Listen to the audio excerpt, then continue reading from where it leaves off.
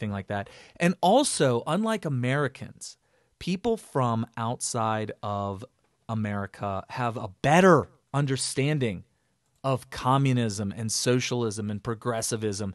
And you're going to hear that definitely from Trevor Loudon today. And I cannot wait until we make that happen because, oh my gosh, it's just so good to hear it from somebody who's more clear-headed than and I'm not trying to bash on Americans that go through the Department of Education, the progressive education camps, if you will. And it's scary because they muddy the water and they make it so complicated, and it just makes you want to shut down intellectually, and you don't even want to think about it because you can't understand it. And it's done that way intentionally. They want you to be so confused. They don't want you to fully have a grasp on it. They want you to listen to what they say and come to the conclusion that this is for people who are into this kind of stuff, but not for me.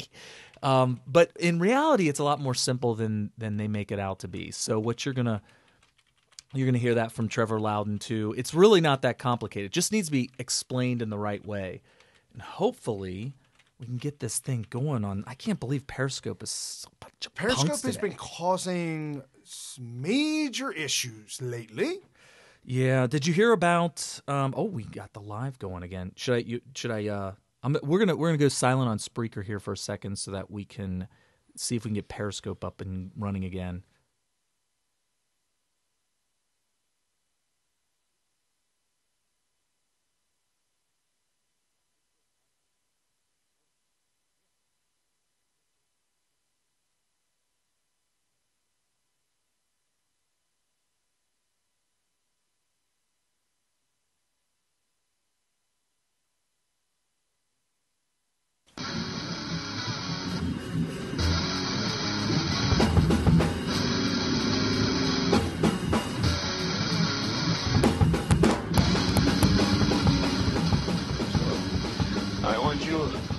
Get up now.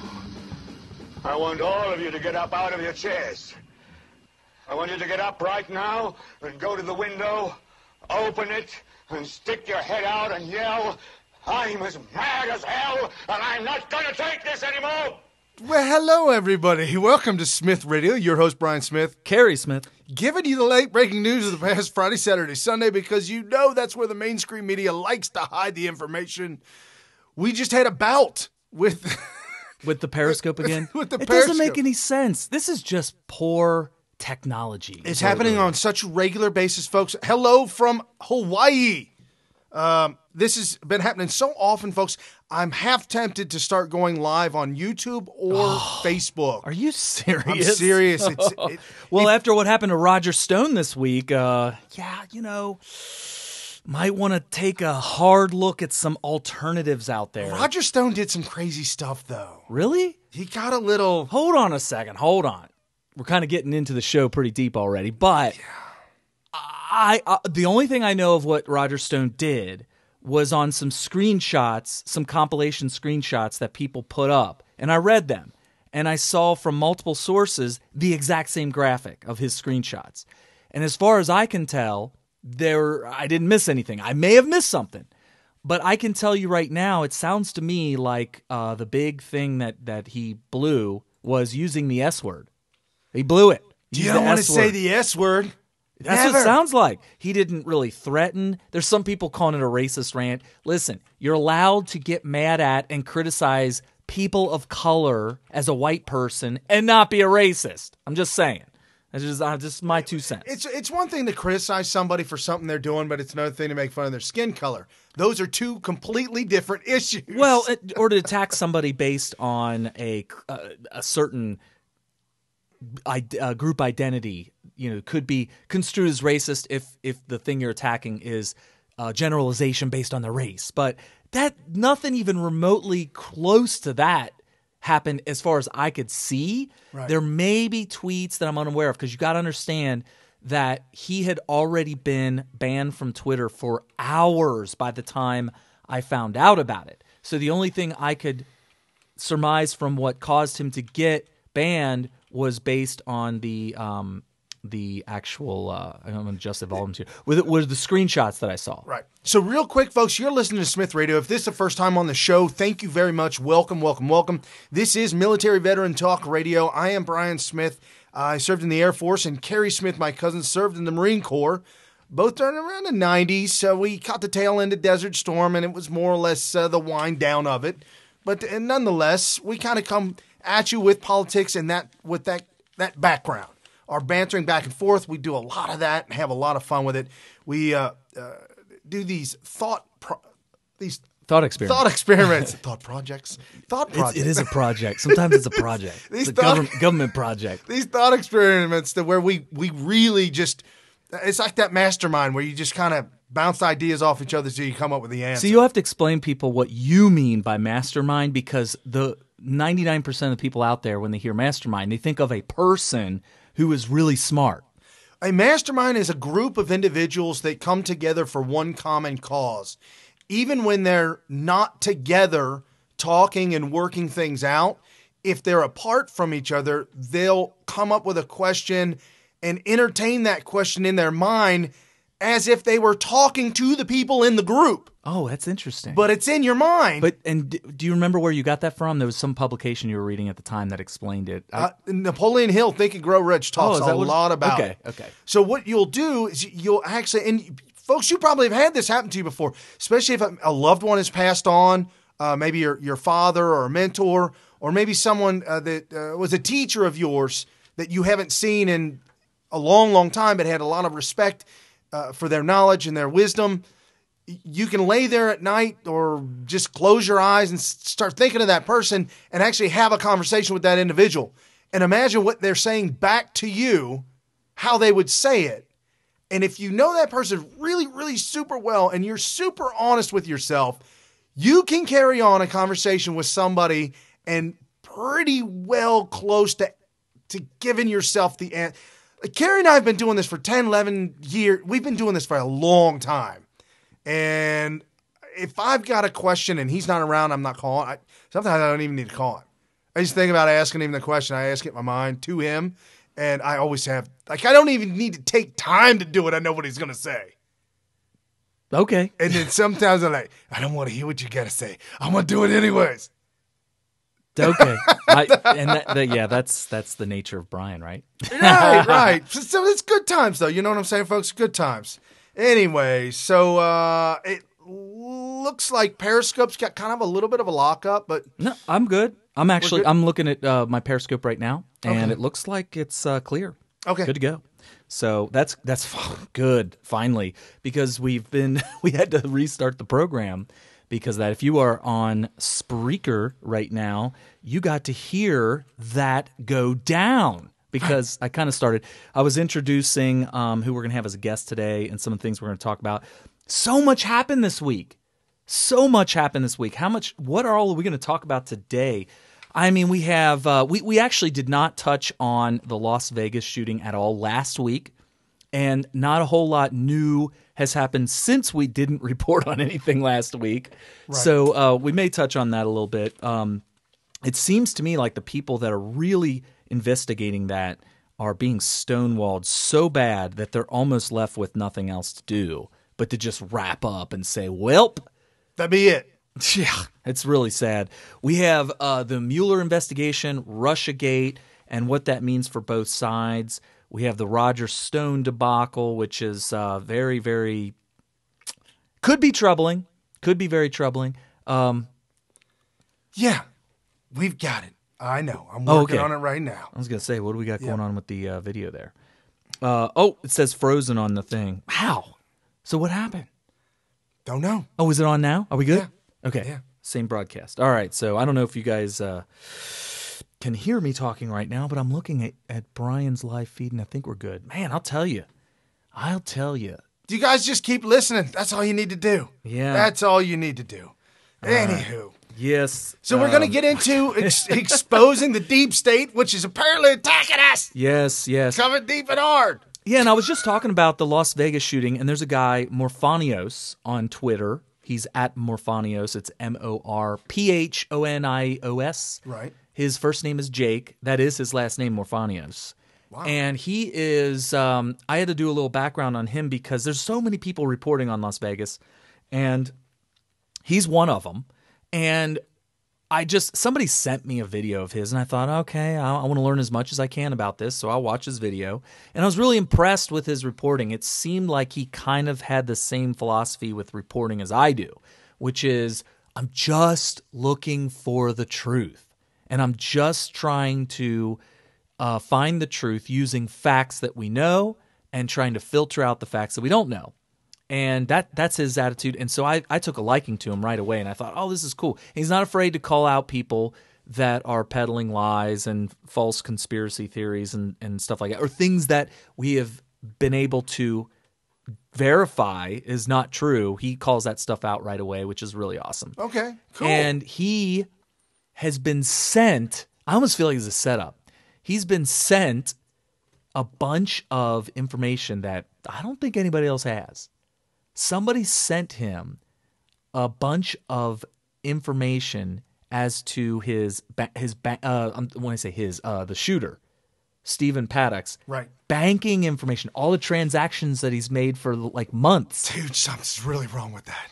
Like, I'm like, well, that's nice information to have. As an investigator, it's like, oh, good. We can paint a picture of who this guy is and what he was really doing.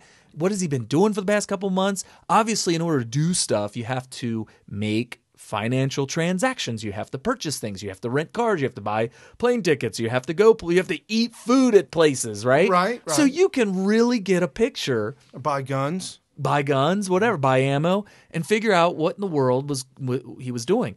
The very next video he came out with was him freaking out.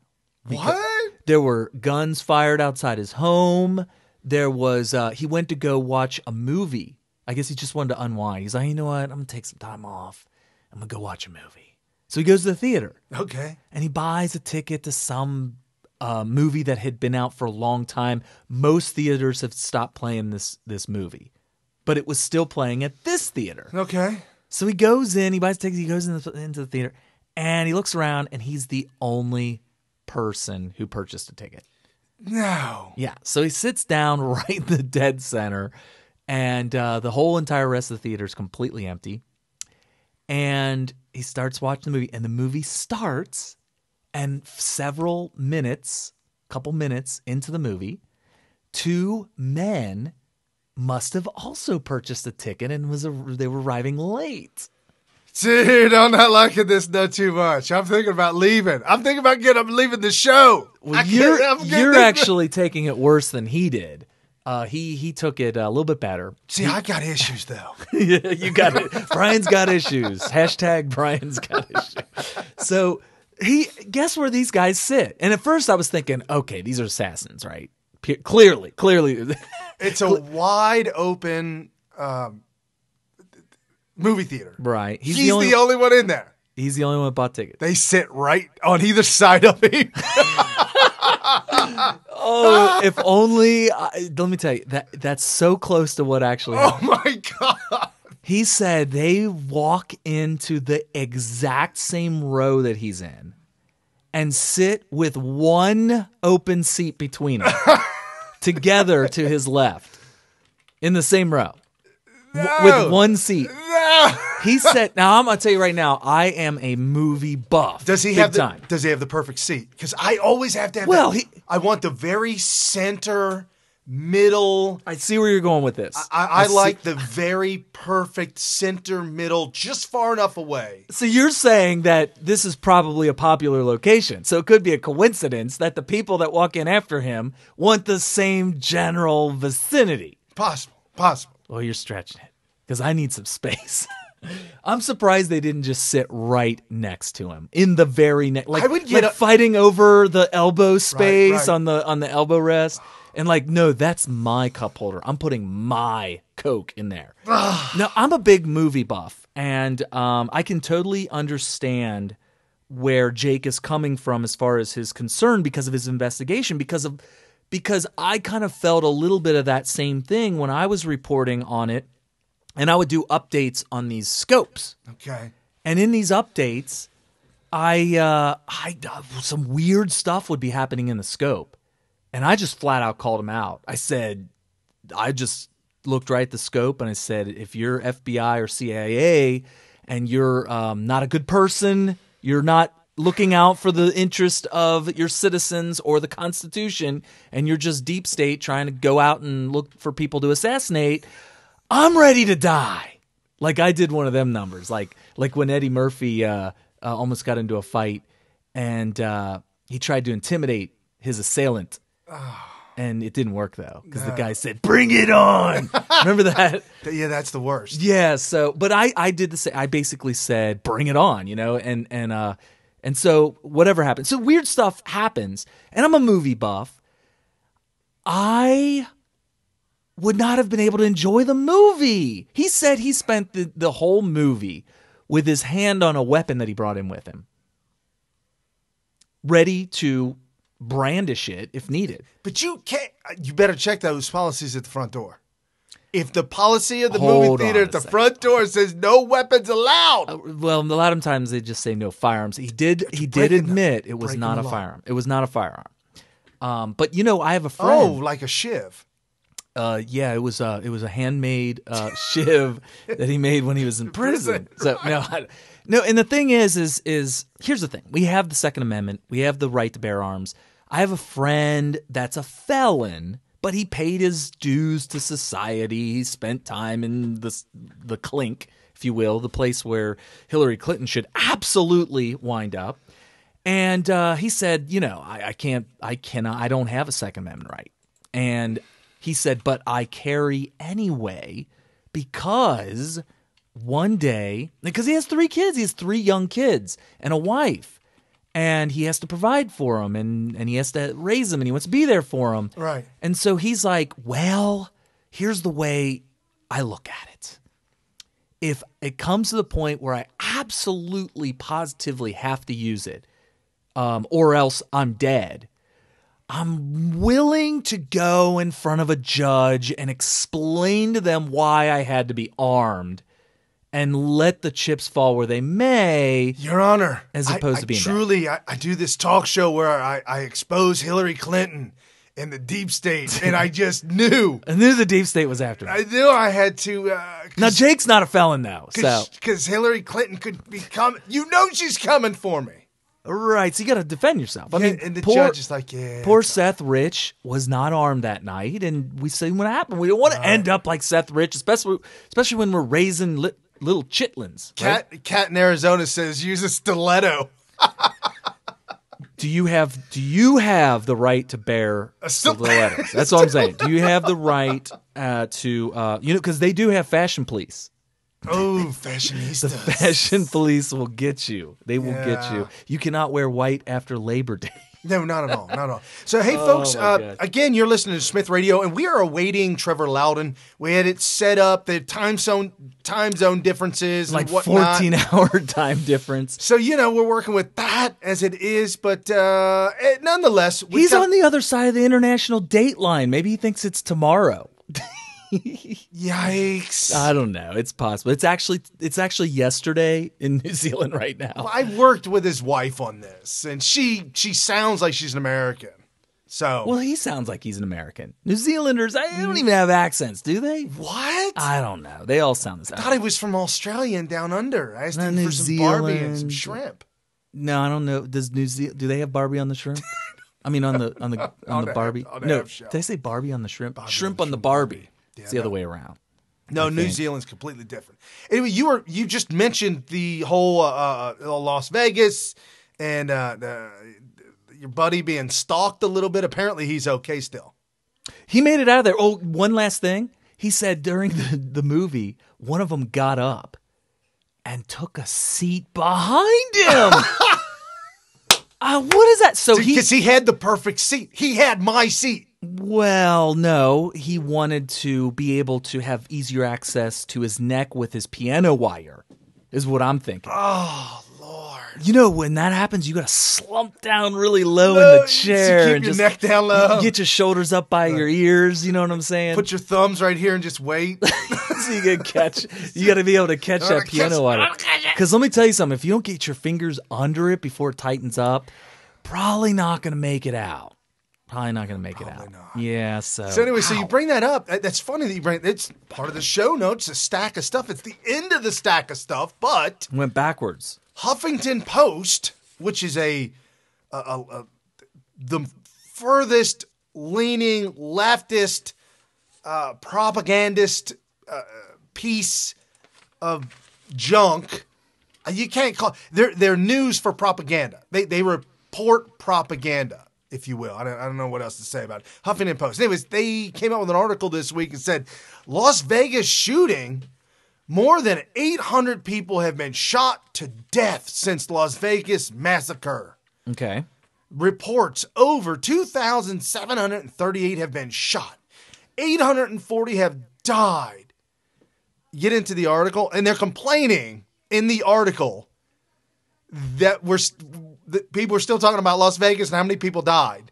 And they're complaining in the article that nobody's talking about all the thousands of other shots being fired in all of America. I don't have a problem with that, but here's the thing. I don't either, but in the article, they include the good, the bad, and the ugly. So if you fired a gun in self-defense... Oh, that's dishonest. Well, they want to remove all guns from America. That is so dishonest. They need to stop with that. Don't they understand the Constitution?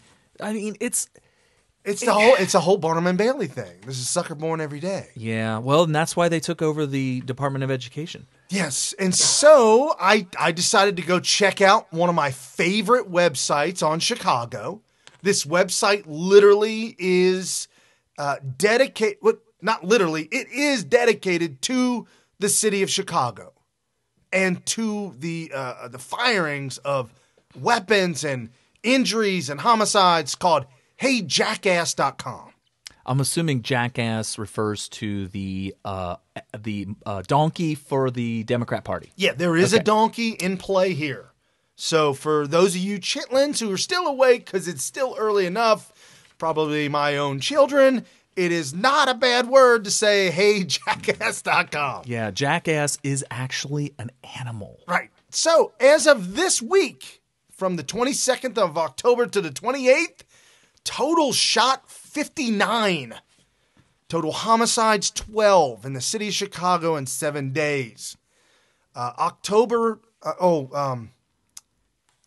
The month of October, total month of October so far to date, because we still have a couple more days left, 261 people have been shot, 52 people were murdered, homicides. In Chicago, every 2 minutes and 19 seconds, someone is shot. So what is your position on the Huffington Post trying to shift the attention from the Las Vegas shooting to just shooting in general? Like, what's your overall thought of it? Because there's so many different ways you can interpret this. Right. Well, they got into a couple different personal situations, and they made it personal. Like one of the little stories that they talked about had to do with a mother and her 2 children and an estranged boyfriend that broke in and killed him. Okay. He shouldn't have had a gun. He shouldn't have had a gun. Right, like that's how they went down. Every single story was a tearjerker. But none of them were the opposite. So they're tugging at the heartstrings. Right, none of them were like the girl in college was in the parking garage, and the guy attacked her. Luckily, in her purse, she had a 9mm. Oh, but maybe stopped either raping and murdering, or at least a raping. Right. And she was able to defend herself properly. Right. Okay. Right. They didn't report any. You never hear those stories. You never. So in Chicago, every 2 minutes and 19 seconds, someone's shot. Every 12 minutes and 21 seconds, someone is murdered by homicide. This isn't accident. Well, they'll break it down in accidentals, but they don't report accidentals as in somebody cleaning a gun in the back of the house. They show all the statistics from cop on cop to assailant to cop, who shot who, and they list it all out, and they really break it down. So it's a really good overview of Chicago and why there's such a huge crisis, if you will. So year to date in Chicago, finishing up 10 months. You want to take a guess at how many people have been shot? I couldn't even guess. 3,133 people have been shot in Chicago. The city, one single city, Chicago. 585 homicides. The expense to this, did you know there's numbers? They put numbers to this. Money by the mayor, Rahm Emanuel, the godfather of Chicago, they refer to him, who is also best buds with Barack Obama, a liberal Democrat, to not get this under control, to not rein this in, the expense of gunshot victims in the ER and hospital expenses, and 80% of them take an ambulance to the hospital, by the way. 20% drive themselves in. Autopsies, you got to pay for those. None of none of the numbers include hospice care or ongoing rehab. Okay? No hospice or rehab. Because if you get shot and you get a broken leg or it goes through your femur or it goes through your shin, if you shoot somebody in the shin, they will limp for the rest of their life. Ouch. Probably have a cane, limp for life. Oh, that's not good. So anyway, so it doesn't include any of that or rehab or after that. $168,667,200 this year. Sounds expensive. So are they trying to make the case that if they were to eliminate guns, that we'll save the $168 million every year? No, get a new mayor. You'd save that by getting a new mayor. Yeah, get a new mayor. Oh my goodness. Yeah, so get Rudy Giuliani. Oh yeah. You know, Chicago has nothing on the way New York was in the 60s and 70s. It was, and even into the 80s, New York was a battlefield. Really? It was bad. You could not get on a subway without you're just rolling the dice. Wow. Excuse me. Yeah, you were rolling the dice getting on a subway. It was just dangerous. The statistics for homicides and violent crimes in New York were really bad. And you get Rudy Giuliani coming along, and when he does, all he did was increase the police force. There may have been other things that he did too, but he increased the police force dramatically. I think he tripled it, and he just flooded the streets with cops. And they've never gone back to the kind of crime and murders and all this kind of stuff and violence in general in New York since then. So they're still living with the legacy of Rudy Giuliani taking over as mayor in New York City. That needs to happen in Chicago. And more generally, if you think of the fact that if you live in an area that is led by Democrats, you're living in a poor area to live. I'm not talking about poor economically. I mean just a bad place to live. It's just not good, not happy, not safe, not prosperous. So you need to get rid of those Democrats and replace them with Republicans. I'm just going to give folks a heads up. If it's getting rough in New York, your communist, full-fledged communist mayor, Bill de Blasio, is to blame. Oh, yeah. Absolutely. 100%. Is that the soda taxing mayor? I think so. I think if you remember the story, I'm not sure if it was associated with Bill de Blasio or not, but I feel like my memory, if it's serving correctly, is true that Mayor de Blasio wanted to he wanted a big tax. He wanted to push forward on a soda ban. That's right. You weren't allowed to buy anything more than like 12 ounces of soda pop. Yeah, it's kind of like putting a ban on high-capacity magazines for guns.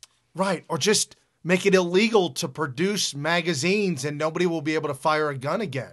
They'll run out of magazines. Well, you could do the bolt action, single shot. They'll run out of magazines. Who said that? Yes. Who said that? Yes. That wasn't de Blasio. No, that was like Elizabeth Warren. Yeah, it probably was Elizabeth Warren. They thought they were shooting magazines. Yeah, as soon as we get rid of their magazines, they won't be able to shoot anymore. Except if you have a revolver or if you have a bolt action, right? Or a belt fed. You can have a belt-fed machine gun. You don't need a magazine for that. Right. Unbelievable. That's So good anyway. times. So, yeah, the thing about the Las Vegas shooting, the reason we're touching on this, I know a lot of people are just so done with this story, and I'm sad.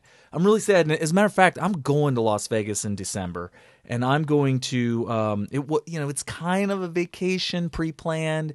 It was something that had been talked about since long before the Vegas shooting, but now that it looks like I'm going to go, I'm going to try to do a little bit of digging for you guys. So make sure that if you have anything that you want me to look for, particularly, I will definitely try to go and do that. But I know you guys are done with it.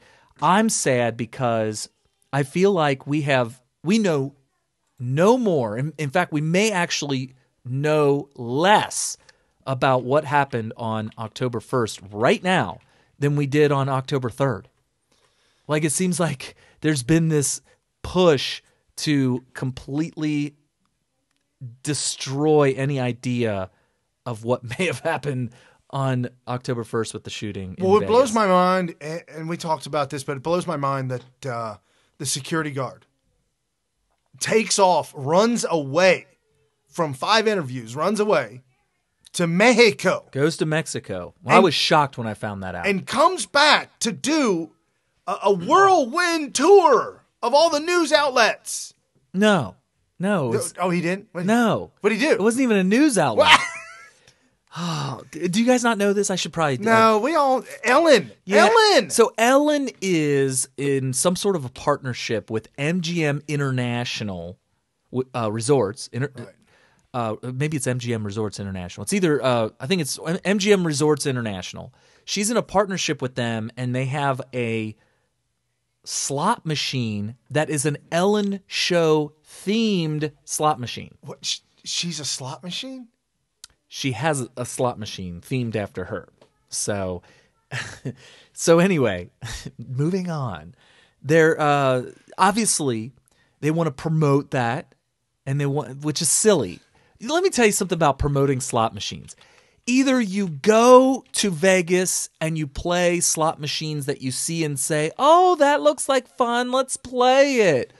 Or you don't. Right. You don't sit at home and wonder what you're going to do for vacation, and then you hear that Ellen has a Ellen-themed slot machine, and you decide to pay $600 for a round-trip ticket, couple $100 for lodging, because you just have to go to the MGM Resorts casinos to play her slot machine. That does not happen. That doesn't happen. Either you go and you notice it, or you don't go at all, and that's it. The idea that we're promoting slot machines is the silliest waste of money I've ever heard. But anyway, Yeah. I digress. Well, they attempt to do it anyway. And she shows up there at MGM Grand at her slot machine Right. to wow the Patreons and the Now this was before the shooting, though. I know. Yeah. But So I want to make that clear because I don't want to. and let me tell you, folks, I know you guys don't watch Ellen. I know you don't.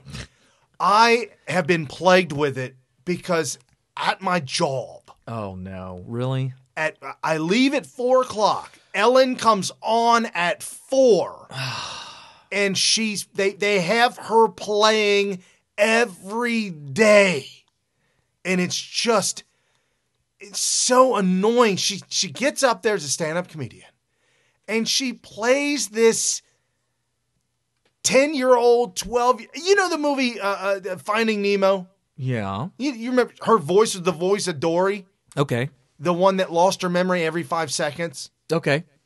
That is her on her show. So she wasn't method acting. She was just playing herself. She really was Dory. And on Friday when I left, she did a human version of Nemo. Dory, like her face was painted blue and like fish shaped. It was people, humans. Like nothing else, was just the heads with tails, like fish. And they were walking around each other in a circle. And I'm just telling you this mind-numbing stuff. It doesn't make any sense. Sorry. That's my Ellen. It's Ellen, and she's really popular because she has this feel-good show. And if that's what you like, that's fine. It's better. Like I give her much more props than the people on The View, because The View is a very nasty, negative type of show that is that when you're done watching it, you have more of a feeling of wanting to do something violent to the right than before you start watching it. Or you go take a shower. Right, you go and you curl up. You curl up into the corner of the shower and you cry. You could do that. But the Ellen Show, at least it's kind of like, oh, let's just stay positive. So what the hell is he have his one single interview on some feel-good show? It literally was a boneheaded attempt to promote MGM Resorts International by getting a bunch of eyeballs to watch the Ellen Show, because then maybe they'll figure I want to go play her slot machine or something. The whole thing is just so convoluted. Meanwhile, because she has no background in journalism or investigative reporting or anything like that, and also because they probably the men in black suits probably told her that they're probably going to kill her if she goes off script, and you can kind of see that look on her face that she doesn't want to lose her life. And so it's like, seriously, this is how the interview went down. It was like they were all scared to death of going off script, and that's what happened. But it is a new revelation since less than 2 weeks ago that he had fled to Mexico, the country. And of course the narrative was, oh, he just wanted to go see his family and blah, blah, blah. And it's like, okay. And of course that led to speculation of people saying, well, is he even a legal immigrant? I am here to tell you there's a little bit of an exclusive for those of you listening to Smyth Radio right now. A little bit of an exclusive. I double-checked with my source in Las Vegas, who, by the way, is in the security guard industry and who also has parents who used to work at the high levels. Like they weren't just low level, I'm an armed security guard for Mandalay Bay. No, they were the security guard's boss. All right, that's what his parents did for a living before they retired. And so this guy really knows the inner workings. And I asked him, I said, I know you said that he could not possibly be hired there if he wasn't legal, I don't know about citizen, but definitely a legal immigrant of some sort. Right. And he said, Carrie, I'm not backing off that. There's no way they could have hired him without being a legal immigrant. There's no way. Right. No way. So people that are saying, see, this proves, he went home because he knew he was illegal and he knew he was going to get deported and he knew he was going to be in trouble and this, that, and the other thing. No, he has to have papers. And also, it kind of made me wonder about, you want to talk about conspiracies.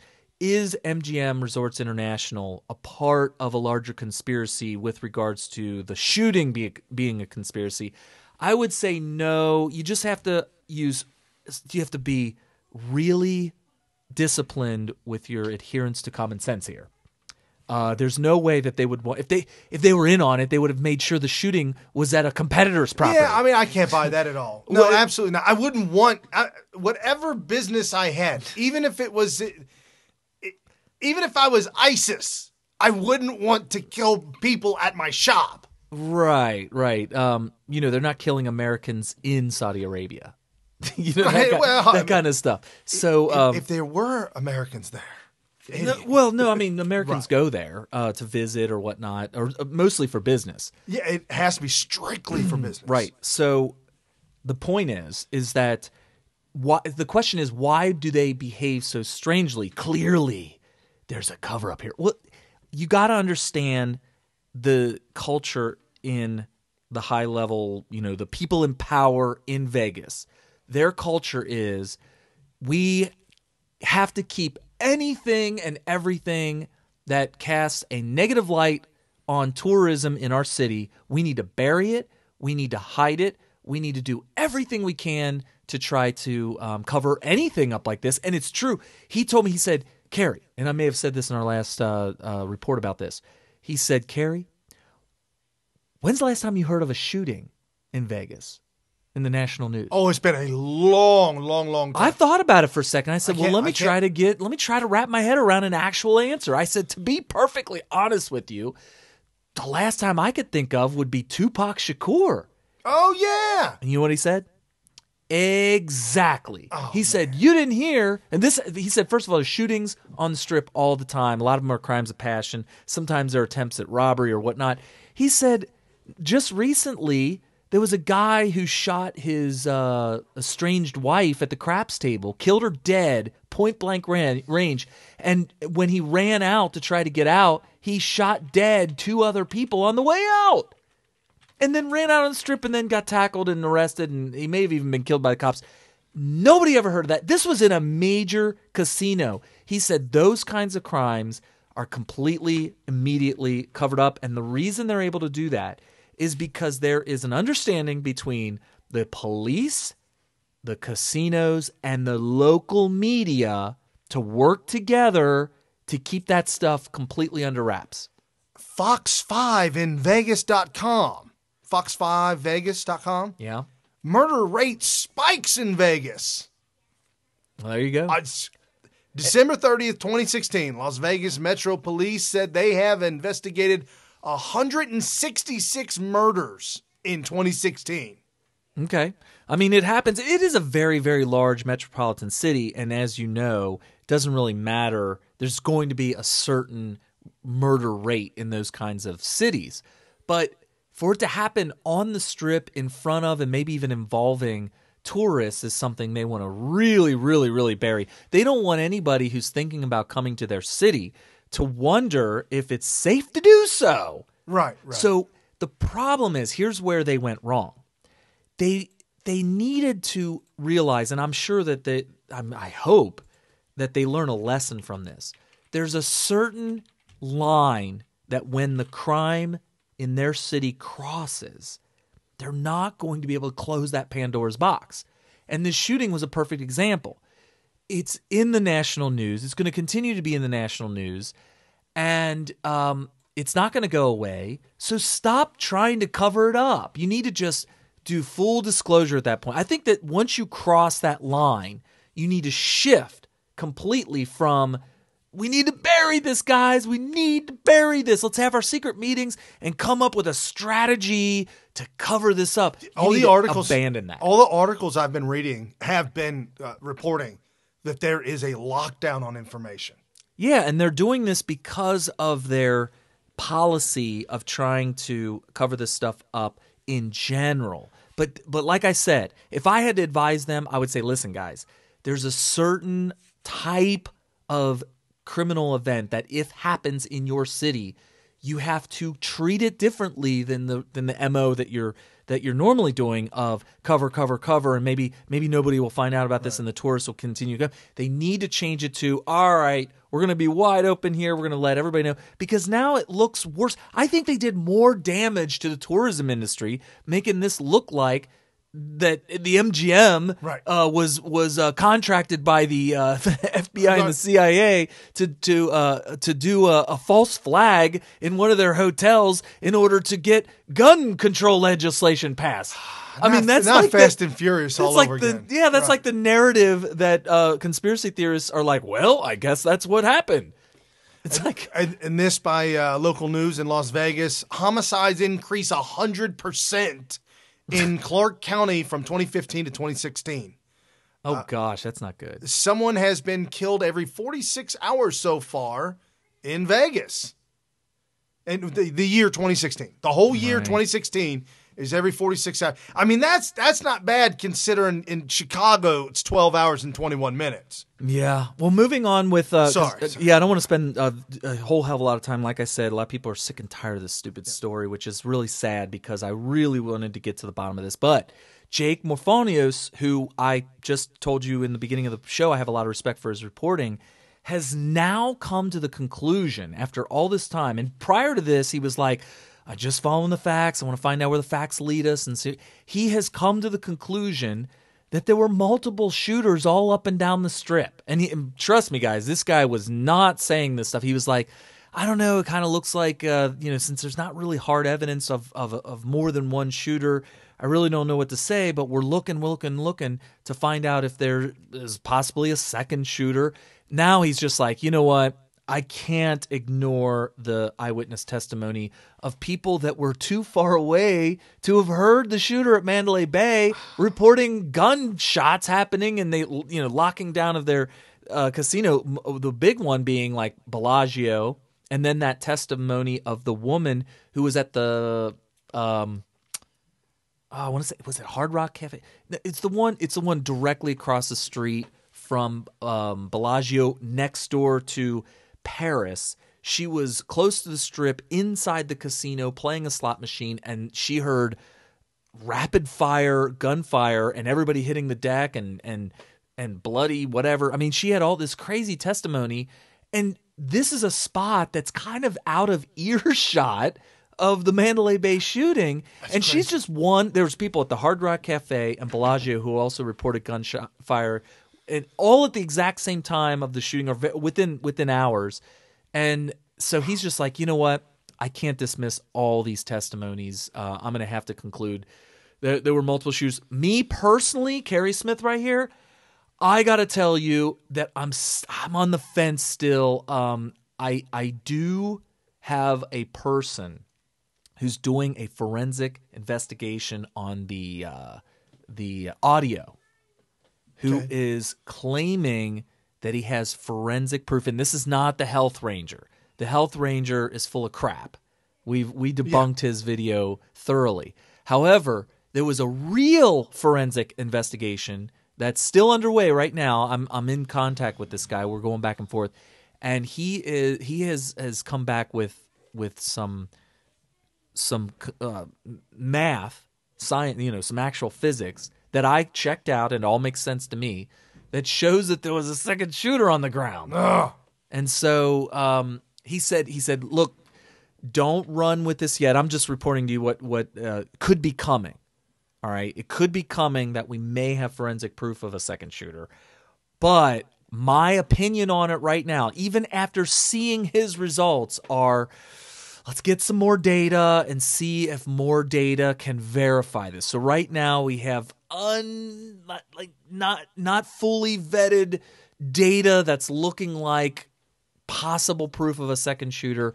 I will let you guys know right away if that happens. The problem with the data that I'm describing right now is it happened within eyeshot of known witnesses who don't seem to be, who haven't come forward and said that they know that there was a second shooter. Wow.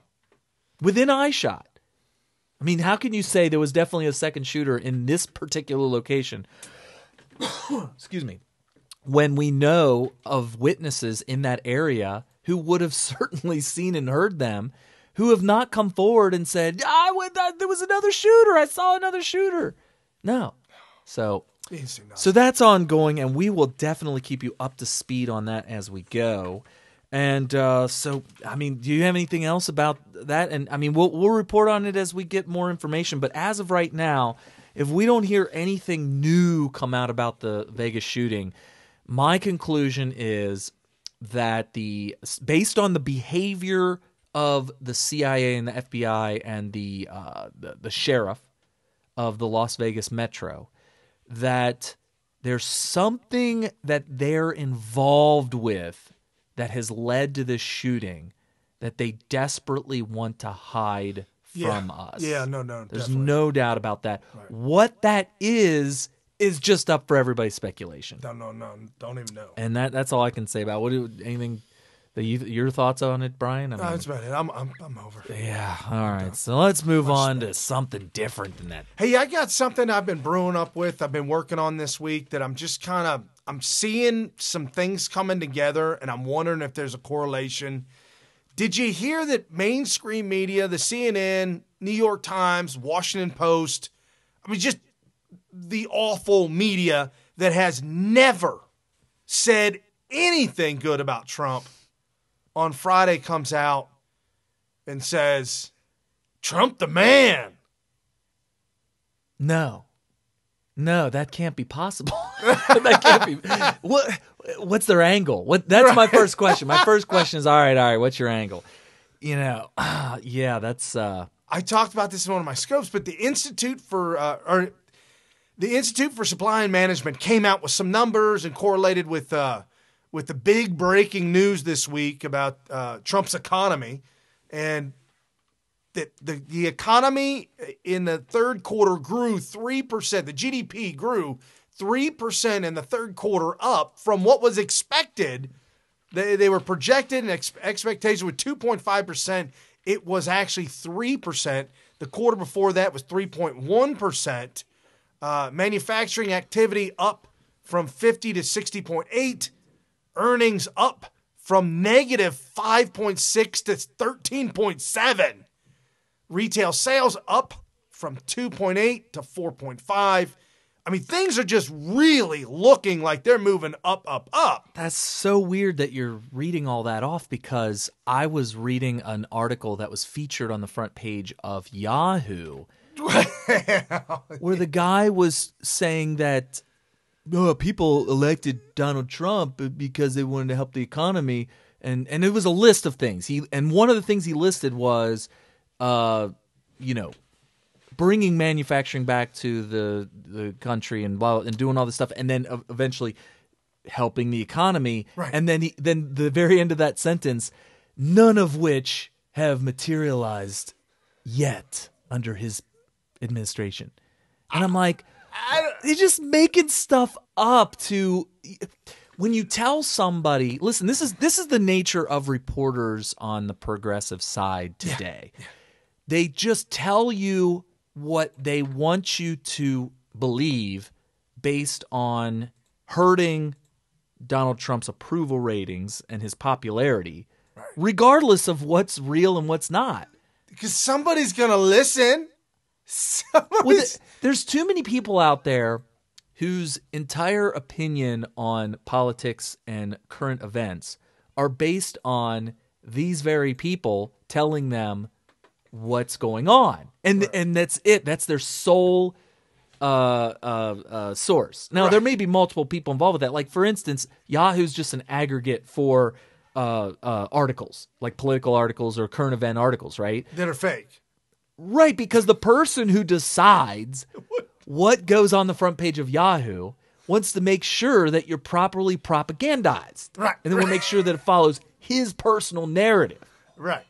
And that's why all these different articles end up on the front page of Yahoo. But like I just said, they're reporting the opposite here. So this guy, this troll, was trolling me on the scope earlier this week, and he's like, "What about Obama? He did excellent." What? And I said, "Well, here's the thing, folks. I pulled up the yearly, not the monthly, but the yearly, and this, annual, right? The annual report, for the whole year.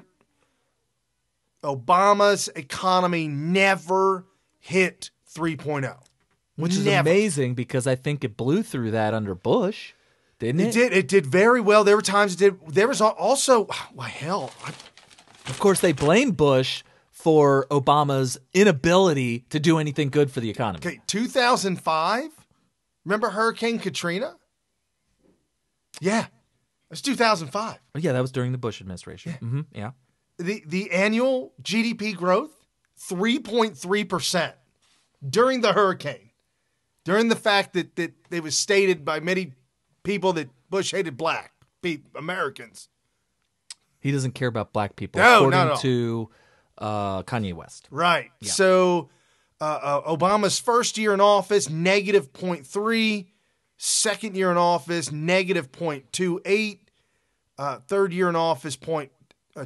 1.6, 2.2, 1.7.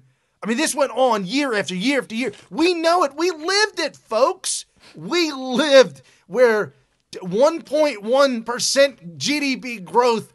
Woo! Let's give it to Obama. Let's do this thing. These numbers, and don't get me wrong, 3% is not Donald Trump's goal. Donald Trump's goal is double digits. That would be, I think it's doable if he...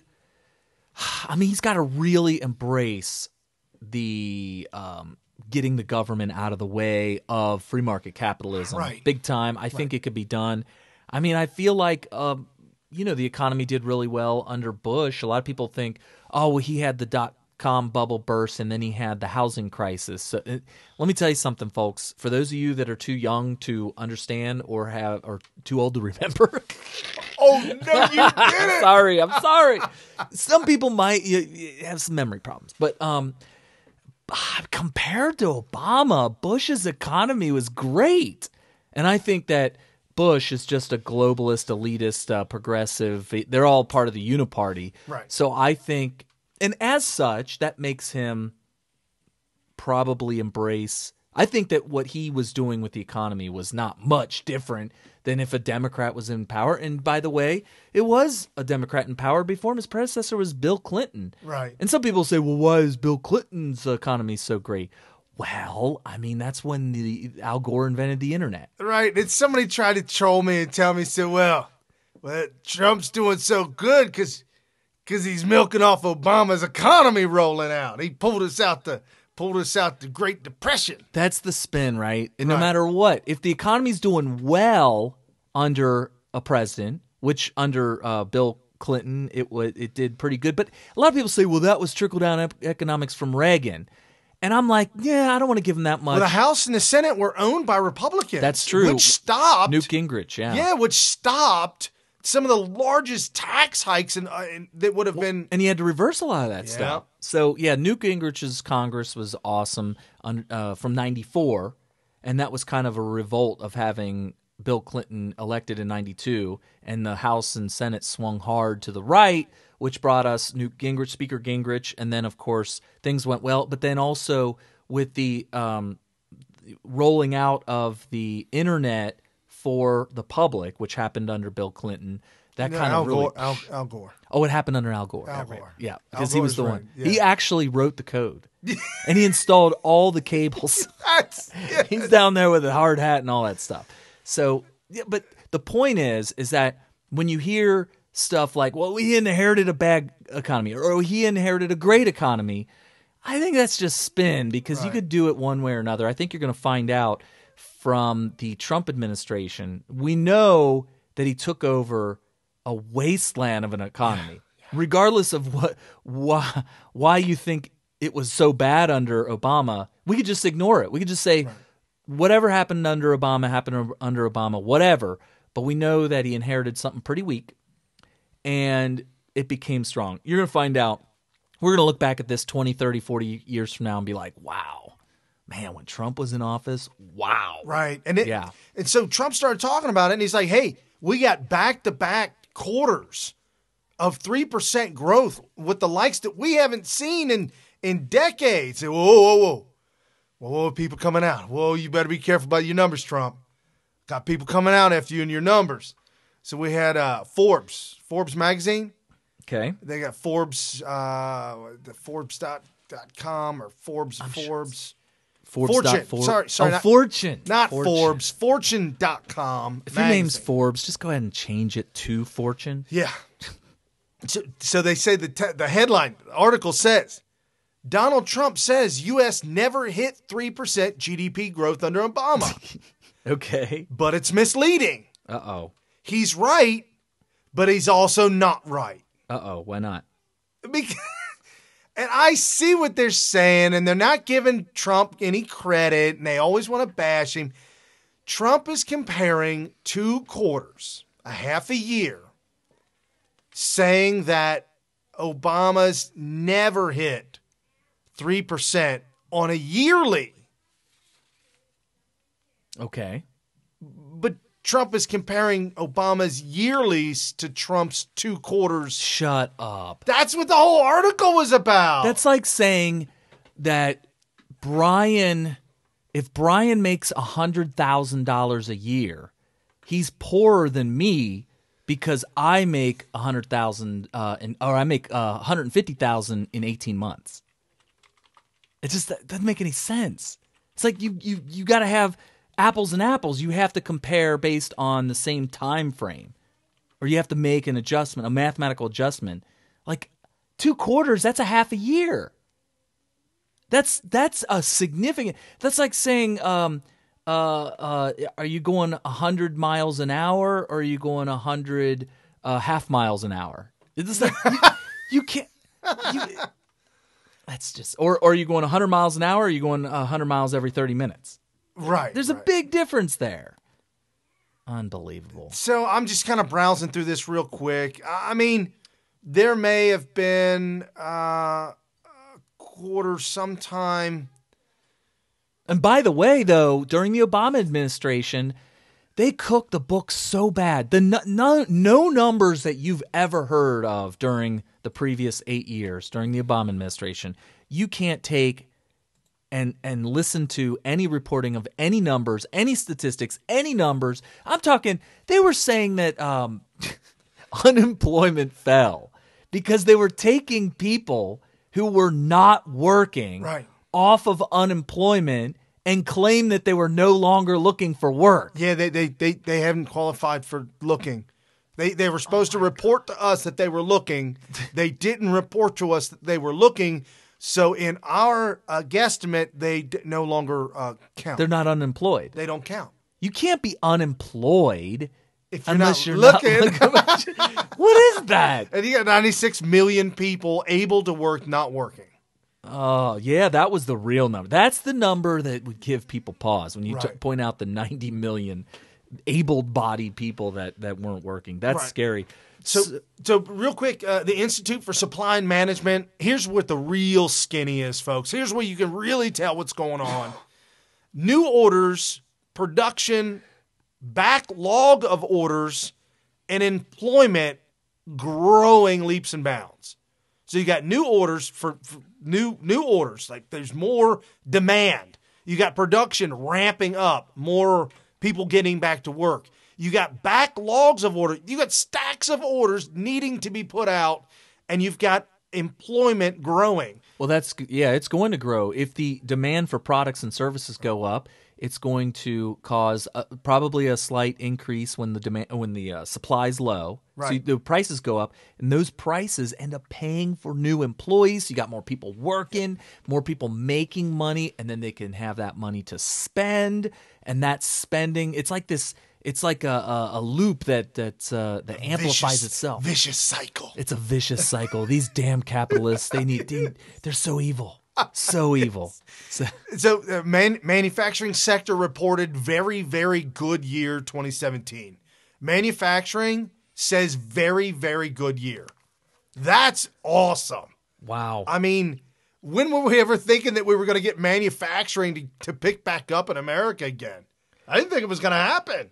Well, and this kind of segues into an article I wanted to point out to everybody that I kind of referenced a minute ago on Yahoo, on the front page of Yahoo, written by Andrew Romano. And what this article is about is, what is Trump's economy, Trump's America, that he's going to make great again, if it hasn't already? It's obviously already started. And by the time he's done with it, it's going to be really great. We're only 10 months into this. So what does the Democrats do, and why did they fail? How can they fix it? And what are they going to attack us with next? And I want to point this out. It may sound like bad news because it's written by a Democrat. He's going to lie in this article, and he's going to, when you hear his words, you're going to be like, ooh, man, it sounds like they're going to come at us and really change their strategy, and maybe it'll be successful and it'll make you a little worried. But you guys need to know this so you can anticipate what's coming down, and maybe we can counteract this. And so, Chuck Schumer has said in the past that what really works is that we need to resort to class warfare. And what the Democrat Party has done over the past couple of election cycles, these, obviously the Trump election, but even the past couple before that, in the last couple with Obama running, they've made this switch in strategy from attacking us on class to attacking us on race. And what their strategy is if we can get all non-whites to join forces with the Democrats, we outnumber. If you just isolate just whites and rally around all non-whites, that's your majority. And we're going to win. We're going to beat them. And Chuck Schumer is now pointing out that has been an utter failure. And here's how the article goes by Andrew Romano. The reason the Democrat Party lost the last presidential election is simple, or so a lot of Democrats seem to think. Yes. In the end, says one school of thought, it was all about race.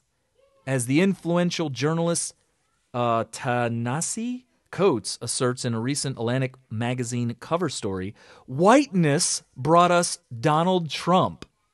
Now, that was a liberal saying that. Wow. So, yeah. Trump, Coates pointed out, won whites of all genders, all ages, all incomes, and all levels of educational attainment. And so, Coates concluded, it will not suffice to say that Trump is a white man like all the others who rose to become president. He must be called, and rightfully horrific, America's first white president.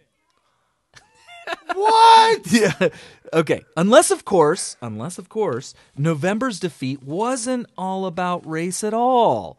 The real reason Democrats lost the White House was economic, not cultural, according to the most powerful Democrat in the country and many of his allies. Quote, when you lose to somebody who has 40% popularity, you don't blame other things, you blame yourself, declared Senate Minority Leader Chuck Schumer earlier this year.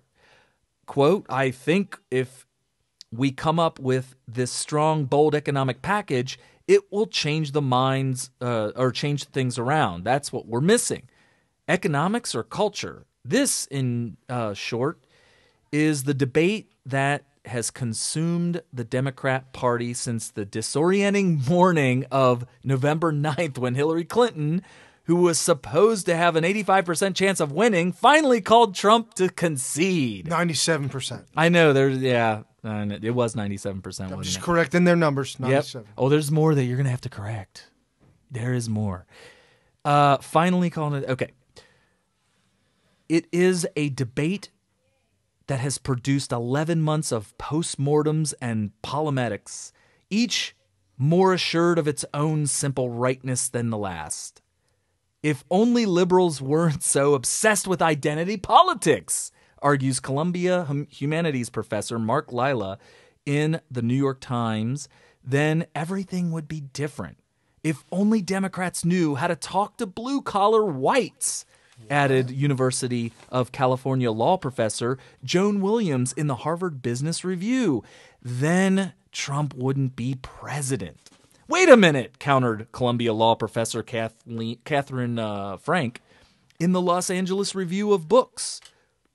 A liberalism that ignores identity, that regards the protest of the people of color and women as a complaint or a feeling, ignores the facts upon which those protests are based, is a liberalism of white supremacy. So now they're calling liberals white supremacists who believe that you shouldn't be engaging in race warfare. Oh my! Against whites. I know, it's crazy. My God. So if you're a person of color who's like, you know what, I'm not down with this race war against whites, then you're a white supremacist.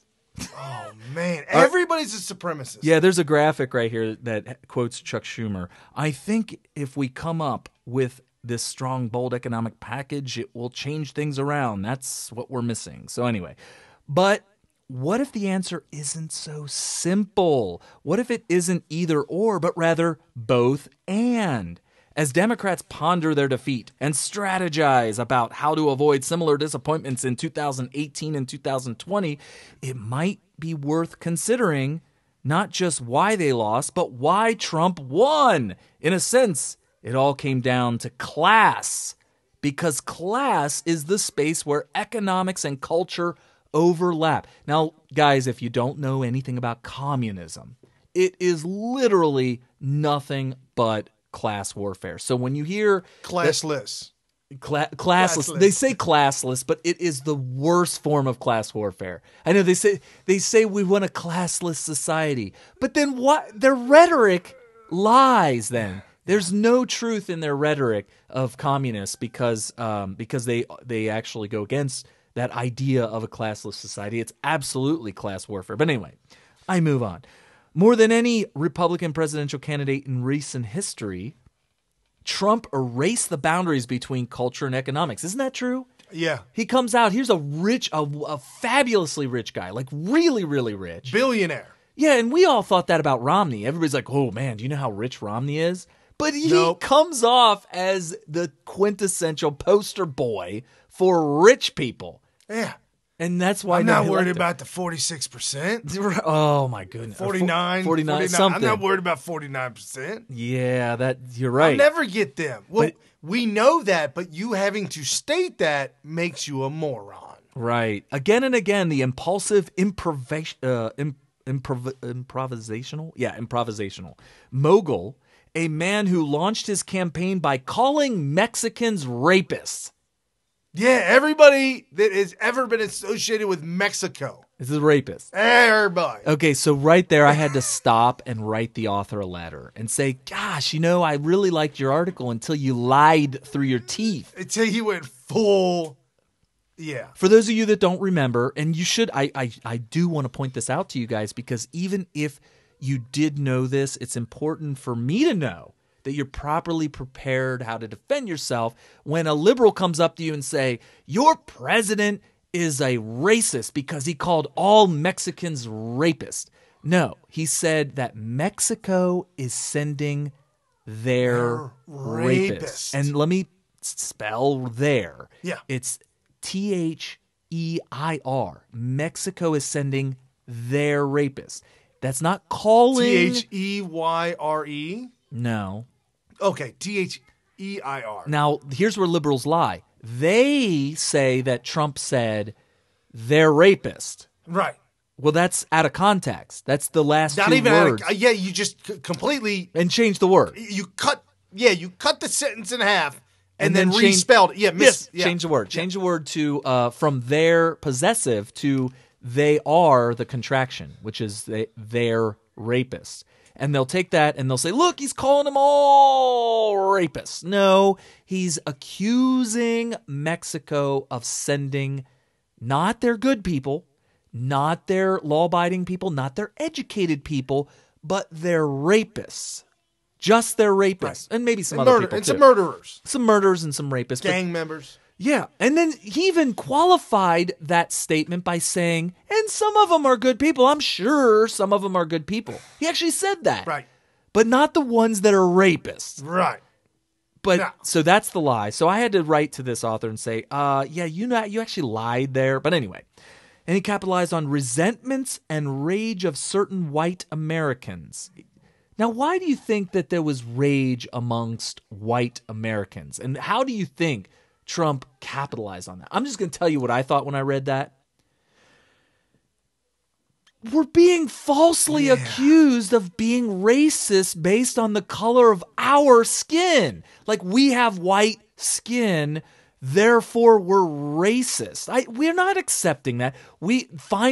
Trump has come along and empowered the white race of standing up to the false accusations. We're sick of it. On Periscope, Joanne says Kate Steinle. Yeah.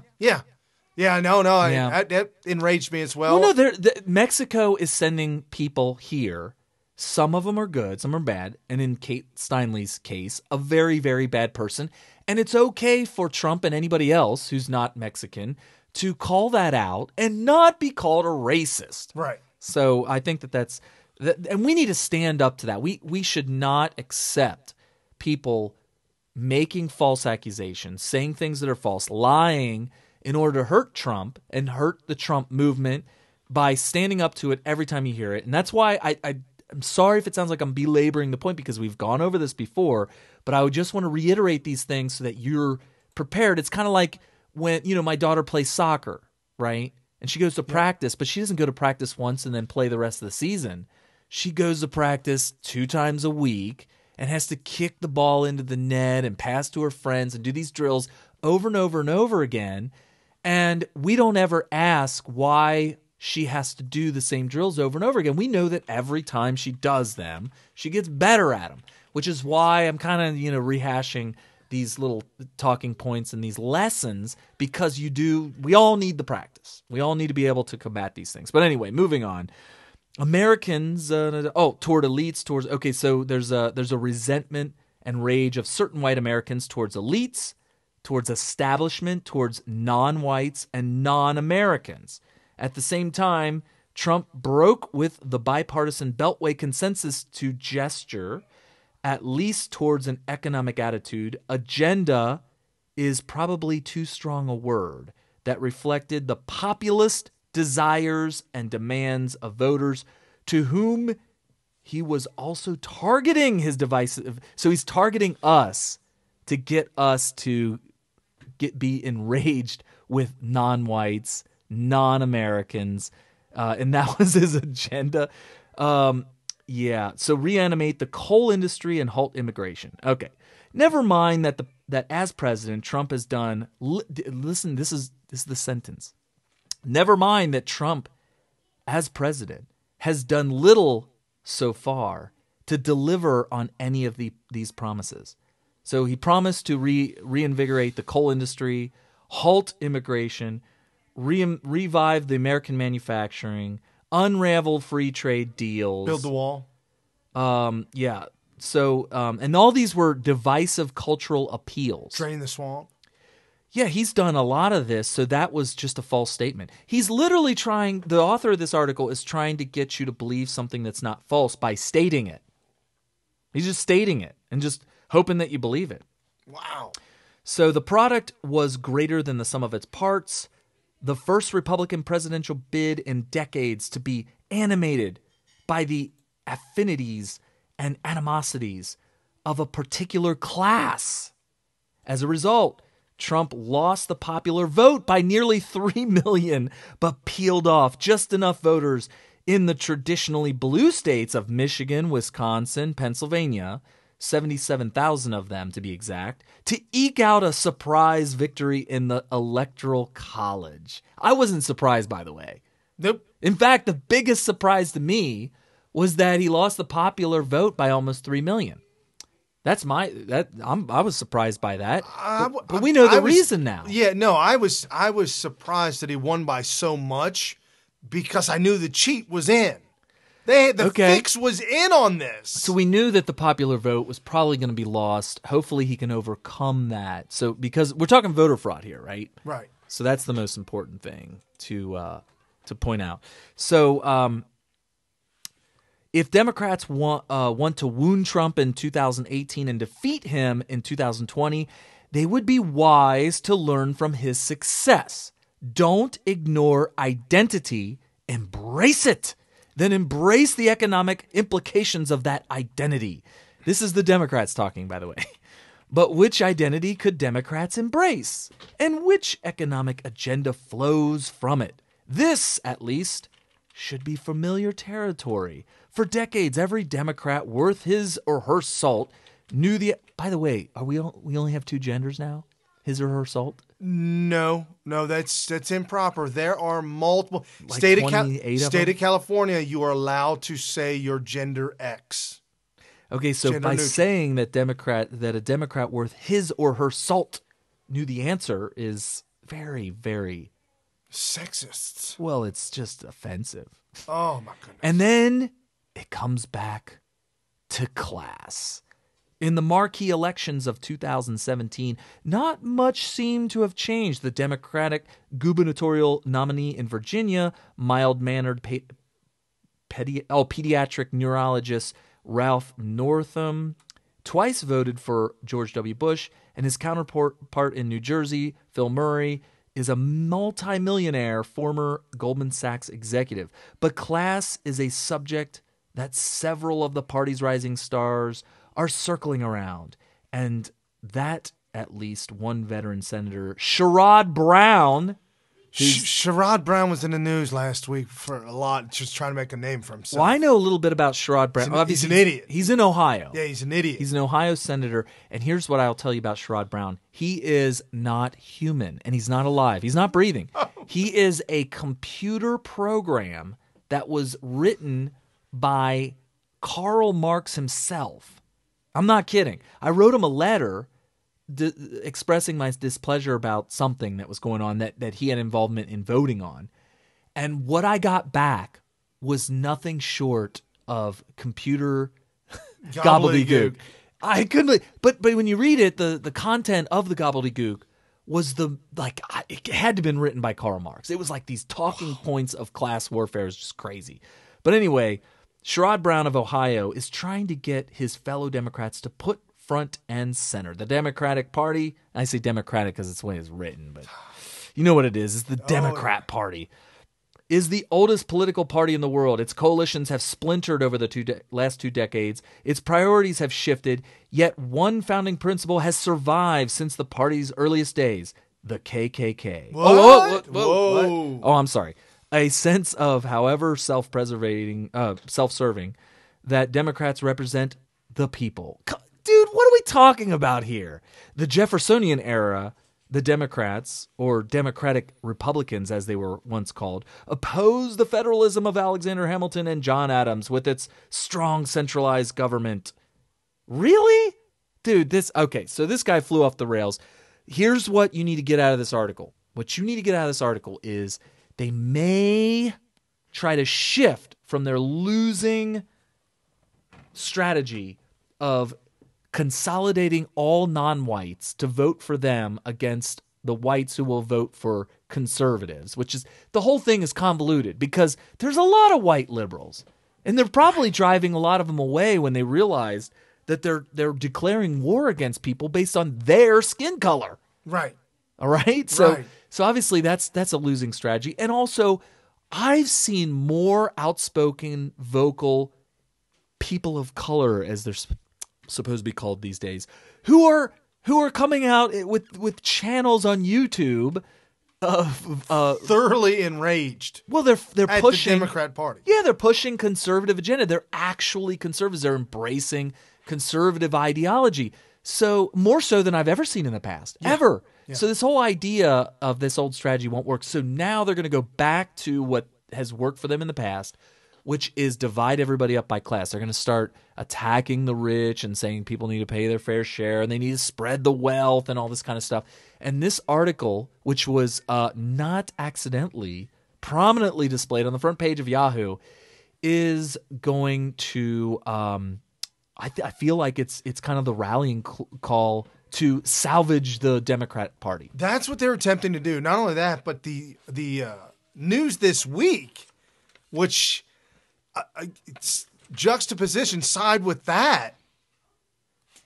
Did you hear about Trump's party? Oh, no. Let's hear about that. That sounds like fun.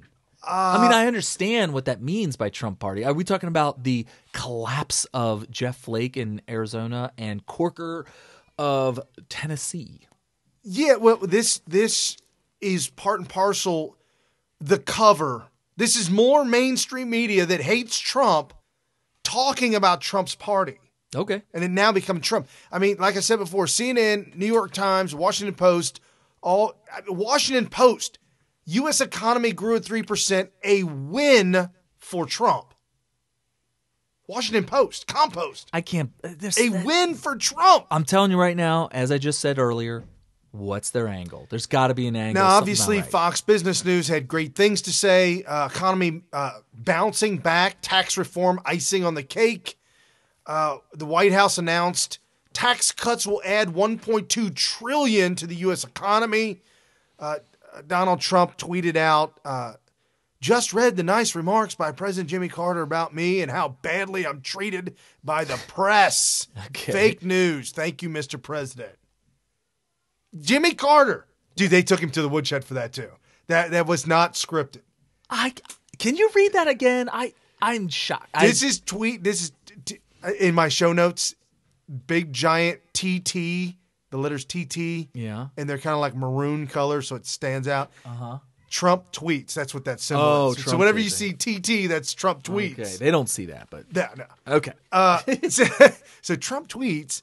Just read the nice remarks by President Jimmy Carter about me and how badly I am treated by the press. Fake news. Thank you, Mr. President. Wow. I think the tweet I don't know if you have it up in front of you, but the tweet he's referring to was the one that basically said, I think that Trump is getting a raw deal. He's not being treated as fairly as presidents in the past. Like he's kind of getting it. Right. So Trump comes back out this week at Springfield, Missouri, had a speech on Wednesday. If we can achieve and sustain 3% growth, that means 12 million new jobs, $10 trillion of new economic activity over the next 10 years. That's some numbers. Now, that'd be enormous numbers. And so now we've got NBC, LA Times, we call them the LA Slimes. NBC, LA Slimes, USA Today, Politico. I mean, this is just horrible news outlets, if you want to call it that, political propaganda outlets. NBC, Trump's grip on the GOP gets stronger as the party gets smaller. Now, I had to read into that a little bit as if they were writing that as if people are running away from the party because he's gripping it stronger. But when you read into it, it's because the party getting smaller, meaning Jeff Flake, meaning Corker, meaning these people are walking. Hold on. It gets even better than that. LA Times, the Republican Civil War. Yeah, we know who's winning it, though. And why Trump is winning it. Yeah. That's the whole title. That's the headline of their article. Who wrote that? LA Slimes. The LA Times. Kind of amazing. There's got to be an angle. Now it's really Trump's party. I don't trust him. I know. I'm telling this. I don't trust him. This with the great news of the economy. And I'm not trying to be cynical. I'm just saying it like it is. We're 10 months into this. These are the first, and you guys know, you've been following us, been listening to our scopes. I talk about this all the time. There is nothing good said about Trump. Even when it is good, Trump did something good, they will break it and say it was bad. And I just looked up Jimmy Carter's statement, and he said, media is tougher on Trump than any other president in memory. What? Does he not know? He doesn't have memory. That's what their argument is. Oh, the qualifier is any other president in his memory. And he only remembers things from the past 60 seconds. Right. He only remembers him. He's like reliving that movie Memento. Like he's got a cue card on his hand, one of those 3x5 cards, and it says, "You were president." Oh, jeez. Oh, I was president. Wow. Wait, what was I? Wow. It reminds me of Dory. Oh, that's right. Ellen. They have to remind her every day that she has a show. Wow. Mark Dice did a video on her and constantly referred to her as Ellen DeGenerate. Yeah, and I don't know if he even coined that. It's been around for a while. Yeah, he's coined some phrases, and I'm sorry I can't remember the one that he came up. Oh, Counterfeit News Network. Oh, Counterfeit. He coined that one. So I'll give him a little bit of credit for that. The Ellen DeGeneres, I'll have to hear it from him before I believe it. Degenerate. Degenerate. What did I say? Degenerous. Oh, she's generous. She's degenerate. So USA Today poll. Who is more popular in Tennessee? Trump or Corker? Interesting. So do we have an answer? Our poll says Trump is much more popular. That may be why Corker is losing his base. Well, that's why he's resigning, right? Right. Corker's out. Well, maybe he's just old. Is he retiring of old age? Or? Yeah, I think so. So Fox News, NPR CEO. Once I left the liberal bubble, I learned to love the right. I'm like, it's one article after another. I'm like, wow, what's going on? I'm not getting. Politico does their thing. Politico has still not been nice whatsoever. They came out with Trump blast wacky and totally unhinged Bob Steiner after impeachment ad. This knucklehead who can't win elections, even Trump tweeted out, wacky, unhinged, can't win elections. Yeah. Is that not the MO? If you can't win or you want attention, you attack Trump. If you want some kind of attention because you're a loser, Eminem, and you got a new album coming out, Eminem, and it's the bomb, meaning it bombed. Oh, no. Eminem, attack Trump to get attention. The world moved on from Eminem. He retired, and he retired kind of on top, I guess, relatively speaking. Right.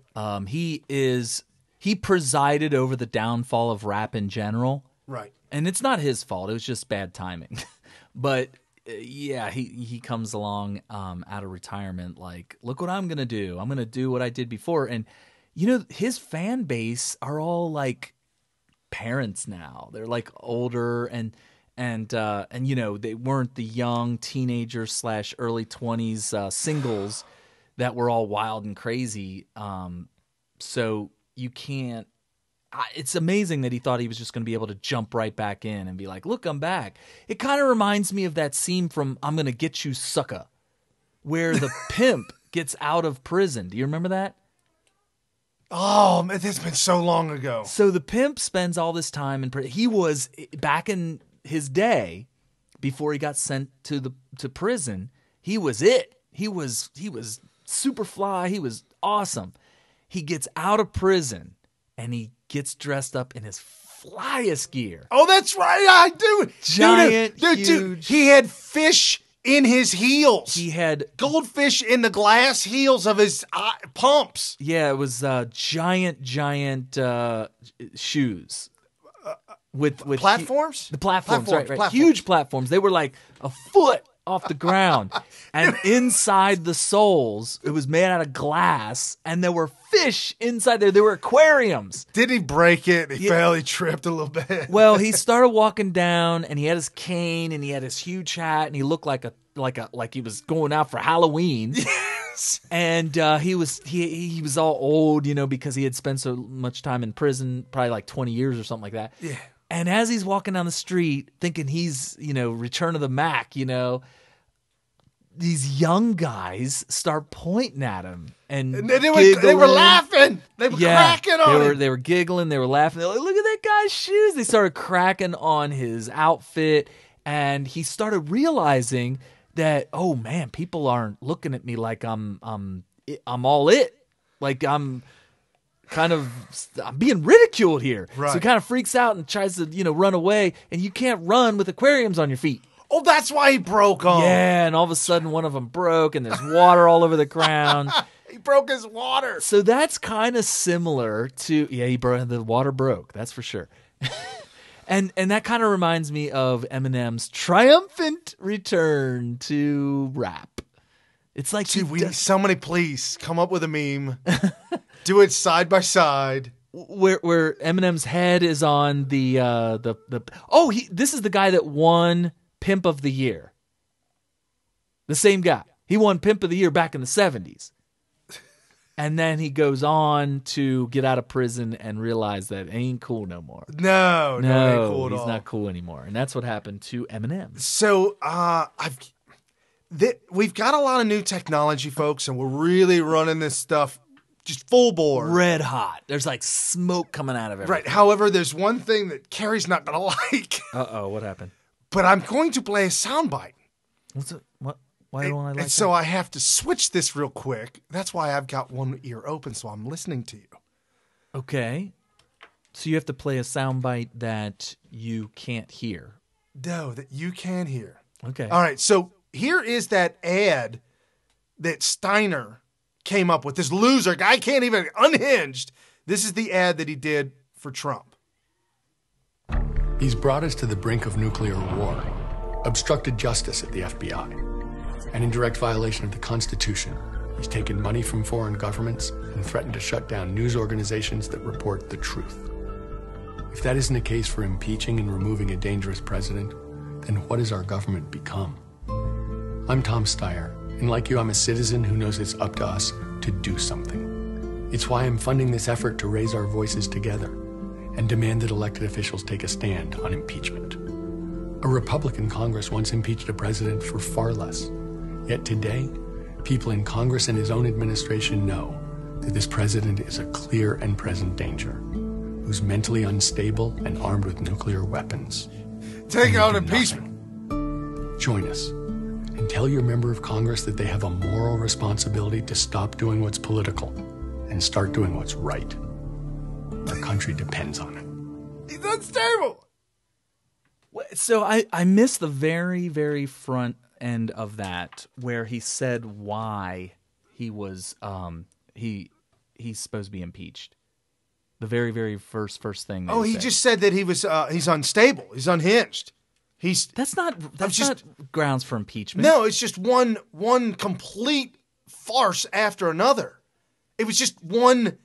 It was all rhetoric. It was all. I mean, if you want to invoke the 25th Article 25 or whatever, where you can take over the presidency because of somebody's mentally unfit to continue to serve because of maybe a medical condition, or I read it one time. It was a while ago. That's fine. Make that argument. But well, he did. He said he's no. But impeachment is something totally different. Gary, he said that he's a clear and present danger. Well, wasn't that the name of a movie? Probably. I don't know. It was Clear and Present Danger. They all love Hollywood. They think that Hollywood is historical fact.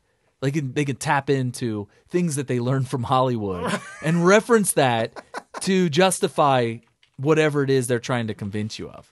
So that's a crazy commercial. It's an insult. Clear and present. Oh, Harrison Ford. Oh, Harrison Ford was in it. Yes. 1994 thriller drama. Did he play a Trump-esque type person? No, he was an agent. His name was Jack Ryan. He becomes the acting deputy director of the CIA. Oh, James Earl Jones is in it. It doesn't even matter. It's a joke. Why do they do that? Like, he's a clear and present danger. Why don't you come up with something else to say? I mean, it's like it's cliche all day. Yeah, I just rhymed that. I just made that up. Yeah, that's going to be the new clear and present danger. Cliche all day. Cliche all day. You are clear and present danger because, dude, this cliche you're doing all day, nah. You got to get rid of that, man. It's too much. Oh, my gosh. It's terrible. That is a really... It's disturbing that we have ads like that. And so that made huge news with Politico and some of the other creeps out there because they're saying, look, this guy running for his seat in politics is running on an ad.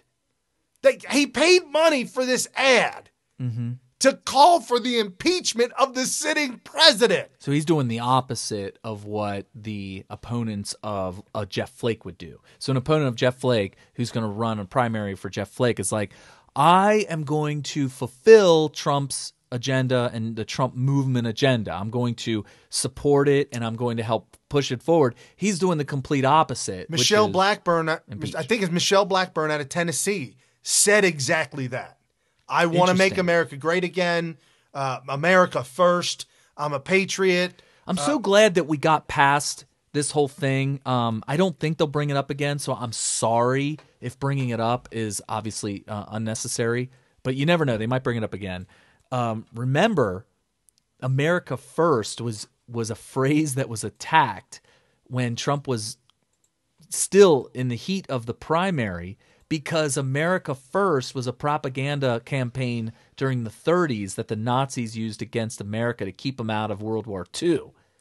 And so they were trying to make the argument that if you invoke the same phrase that they did back then, then you must be a Nazi. You got to be a Nazi. Which is so stupid because it's a two-word phrase that actually means something outside of its connection with an unrelated situation. So Jeff Flake, walking away, says he doesn't like the direction of Trump.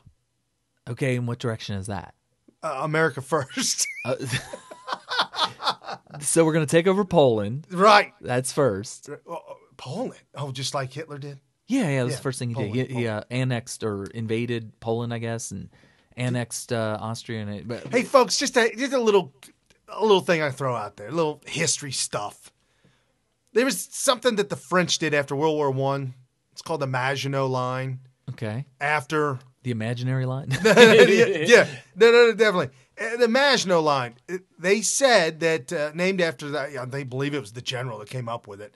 They said what we're going to do. Our border of Germany and France, every so many feet, every so many miles, we're going to mount these enormous turrets, these gun turrets, enormous, housed with men and guns and ammo and bombs all along the border of Germany and France. Oh, kind of like the ancient wall of China. They had to build that wall to prevent their enemies from coming and invading. See, they didn't have enough money for a wall because that would be too expensive. Well, things change, Yeah. The weapons, the guns probably were more of a modern version of the Chinese. So, and this was right after World War I to prevent Germany from attacking them in World War II. This is the mentality of a liberal. That's why I'm bringing it up. The mentality of a liberal is we're not gonna talk to them. We're not gonna do anything. We're just gonna put up this muscle, which turns out to be a paper tiger. And I'll tell you why. Are you kidding me? The Maginot Line. And I bring it up because probably none of y'all ever heard of it before. I didn't know it was called the Maginot Line, but I do remember that ridiculous attempt to make sure that Germany doesn't invade them again. Millions and millions. I mean, bankrupting things to make this happen. Not a single shot fired. Hitler went around it. Oh my gosh. There's somebody made a meme that it was a gun control meme, and it was a road with a gate that blocked the road. It was one of them gates that goes up and down, and with a little toll booth next to it. And I don't know if you're supposed to stop at the toll booth and pay the toll. I don't know if you pay or if you just have to be accepted through the gate. Or if you get rejected, you don't get to come in. Right. Well, around the gate around on either side of the road was grass. Okay. And there's all these tracks from vehicles going around the thing on both sides. There's like hundreds of tracks. It ended up making like mud tracks on either side of the road around the gate. And the meme was that this is gun control. And because if you try to stop people from bearing arms, they're just going to go, or the criminals are going to go around. So the tracks, they put an arrow next to it and called it criminals. So yeah. So it kind of reminded me of the Maginot Line. You put this big thing up to prevent Germany from invading France, and they just said, well, let's go around it. It was part of a book I read, The Disasters of World War II. Oh, my gosh. Speaking of Hitler built the largest, the biggest, enormous tank, the biggest there ever was. Oh, yeah. And as they were showcasing it, driving down the streets, it was breaking the road and foundation. And when you get into moist pasture and fields, it actually starts to dig down. It went straight down. Straight down. Well, there's a lot of similarities to that. There was one of the biggest problems they had. They spent so much money on developing the jet engine for the jet fighter, right? That once they finally started building it, they realized they didn't even have any fuel to fuel them. They ended up sitting on the flight line and the tarmacs. And so a lot of them didn't even fly and couldn't even do the missions that they wanted to because they didn't even have any fuel anymore to fly the jet. So they had all this technology and stuff like that, and they didn't have the resources to actually utilize it. And there's also some similar arguments with the V-2 rockets. They had these huge assembly lines with the V-2 rocket, but then they were losing everything else to continue and win the war, or even to prevent losing the war, because they put so much resources in these stupid ideas and stuff like that. But anyway. Righty-ro. Now, we just had a troll on the line. Folks, I'll try and get him as soon as he comes back up again. Sorry. Vanessa said she's distracted. and couldn't catch the trolls. Yeah, folks, if there's somebody on Periscope while you're watching live and you find whatever they say offensive, or you just want to help, if you want to help us out, just go ahead and you report them. Okay. Once you report them, they then become muted from your comments line. That's how that works. So just report them. Even if you don't like reporting people, it's not that you're reporting them. That actually mutes them. You don't get the option to just mute them. I would love for them to have that option, but It is what it is. Hey, so I looked up the Maginot Line because they were wondering how to spell it. There is Google complete Maginot Line memes. Really? Do they have memes? How do you retroactively by what 70 75, 80, 90 years retro memes? Is it? Yeah? I mean, are there memes for the Maginot Line? I don't know. That seems kind of crazy. It looks like a lot of them. What's the one with Gene Wilder say? I want to see. You should put it up on the screen. So the Maginot Line. No, put it up on the screen. Can you do? Oh, you can't? You do it on yours. Oh, you really? Okay. Yeah. I don't even know how to spell Maginot. Maginot that. M-A-G. Oh, just how it's spelled. I-N-O-T. Oh, yeah. Oh, there's that you can actually put it spell corrected it. Maggot. Well, but we're in America. Google knows you're in America. It spell corrected it. Line memes. Oh yeah. We got to find. What? It keeps on spell checking me. I'm really. This is crazy. So, you're listening to Smyth Radio. And let me get it up to the Gene Wilder one if I can get it. We are talking history, American history, world history, and working on. Oh my goodness, this is good times. I don't know how to make it any bigger. Okay, this is as big as I can make it. There you go. Anyway. It's the Gene Wilder one. Hey, go ahead, read it. What's it say? It says, so the Maginot Line will stop the German army?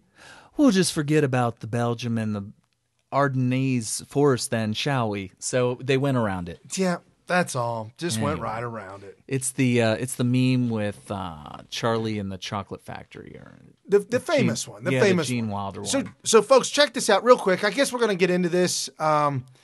Our guest today was supposed to be Trevor Loudon. I pray that all is well with him and his family. I know they're traveling right now. And they might have gotten caught up in the air. Right. Yeah. Right. If they're traveling, they could have gotten caught up anywhere. Right. And there's nothing I can do about it. But we are going to expose this obnoxious Russia gate. This Russia collusion, Russian communism, Russia.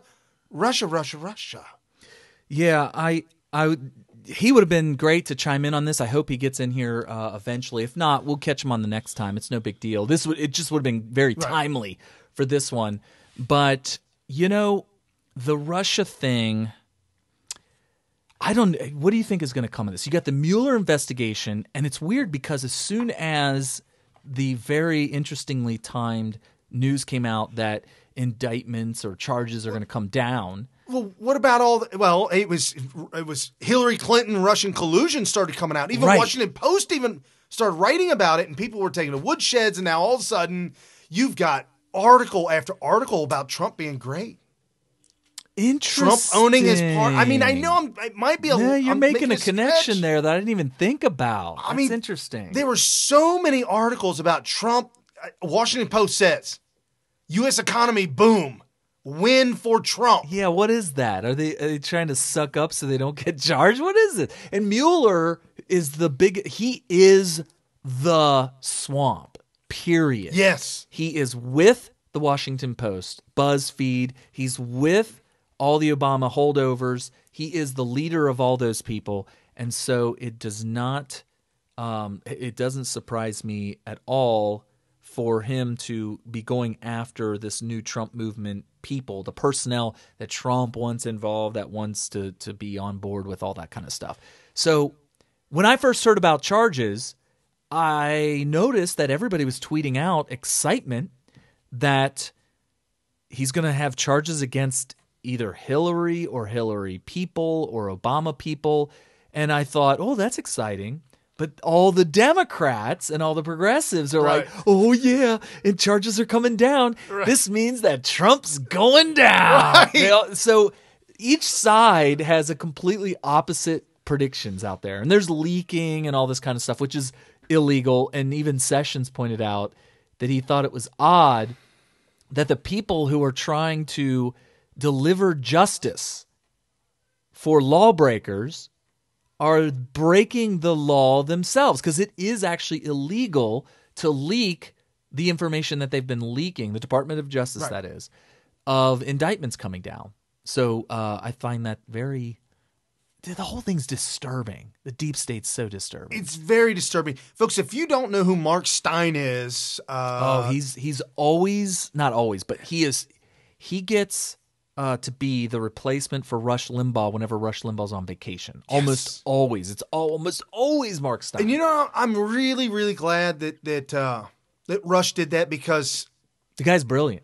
I don't know, like, if I listened to him for the first 5 minutes or something, I might have been like, oh, it's a Brit, I'm done, and walk away. Right. Because it's Rush. He reminds me of an angry stand-up comedian. That's actually hilarious, but his presentation is negative. Right. Like that angry. You've probably seen him before. Stand-up comedian that's not all like happy-go-lucky. He's like angry, but when he's saying it, you just can't stop laughing. That's Sam Kinison.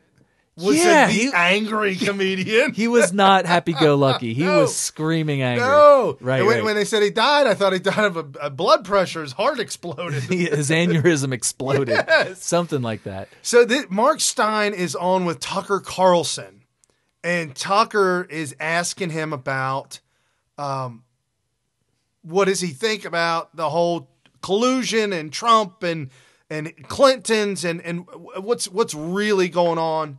And so this is them live. Mark Stein. If we can get,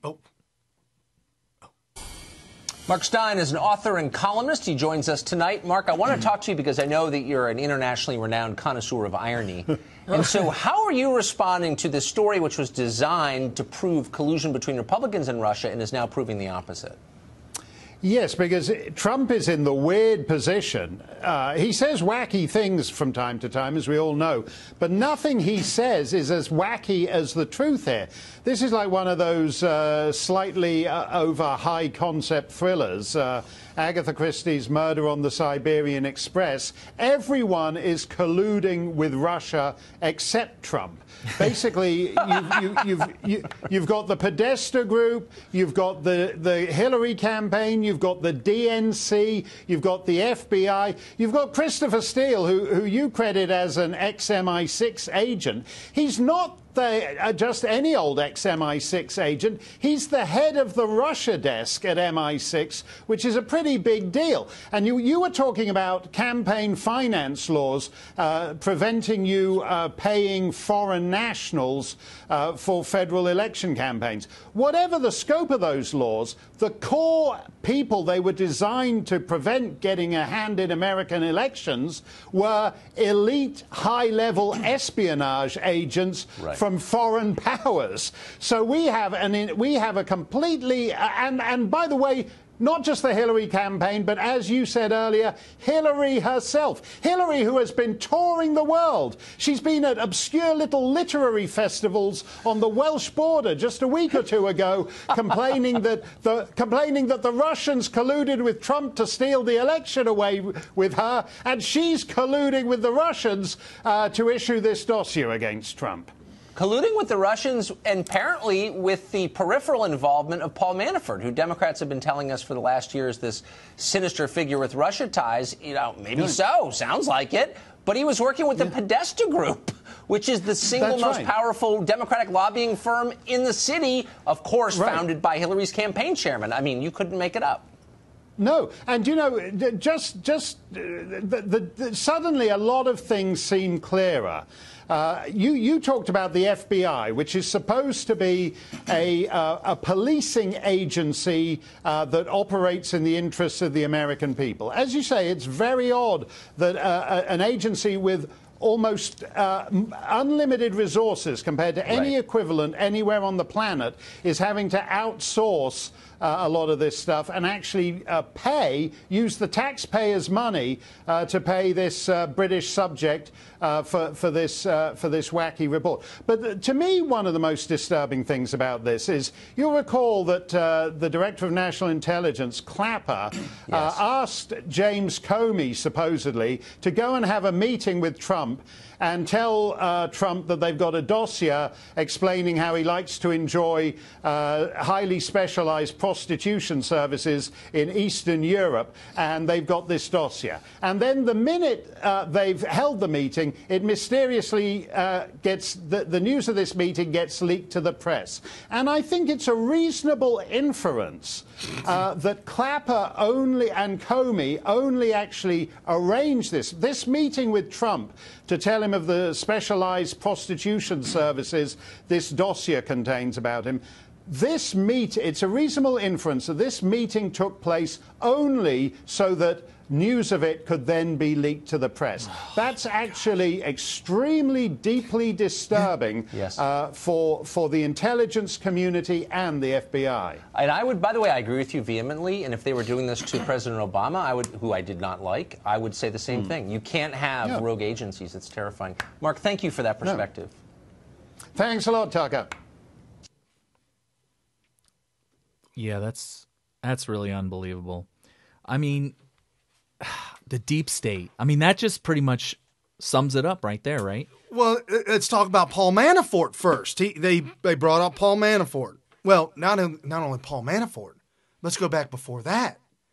The MI6 agent that actually was paid to come up with this Russian gate, the Golden Shower Gate that we know. Washington Post actually came out with a video on YouTube.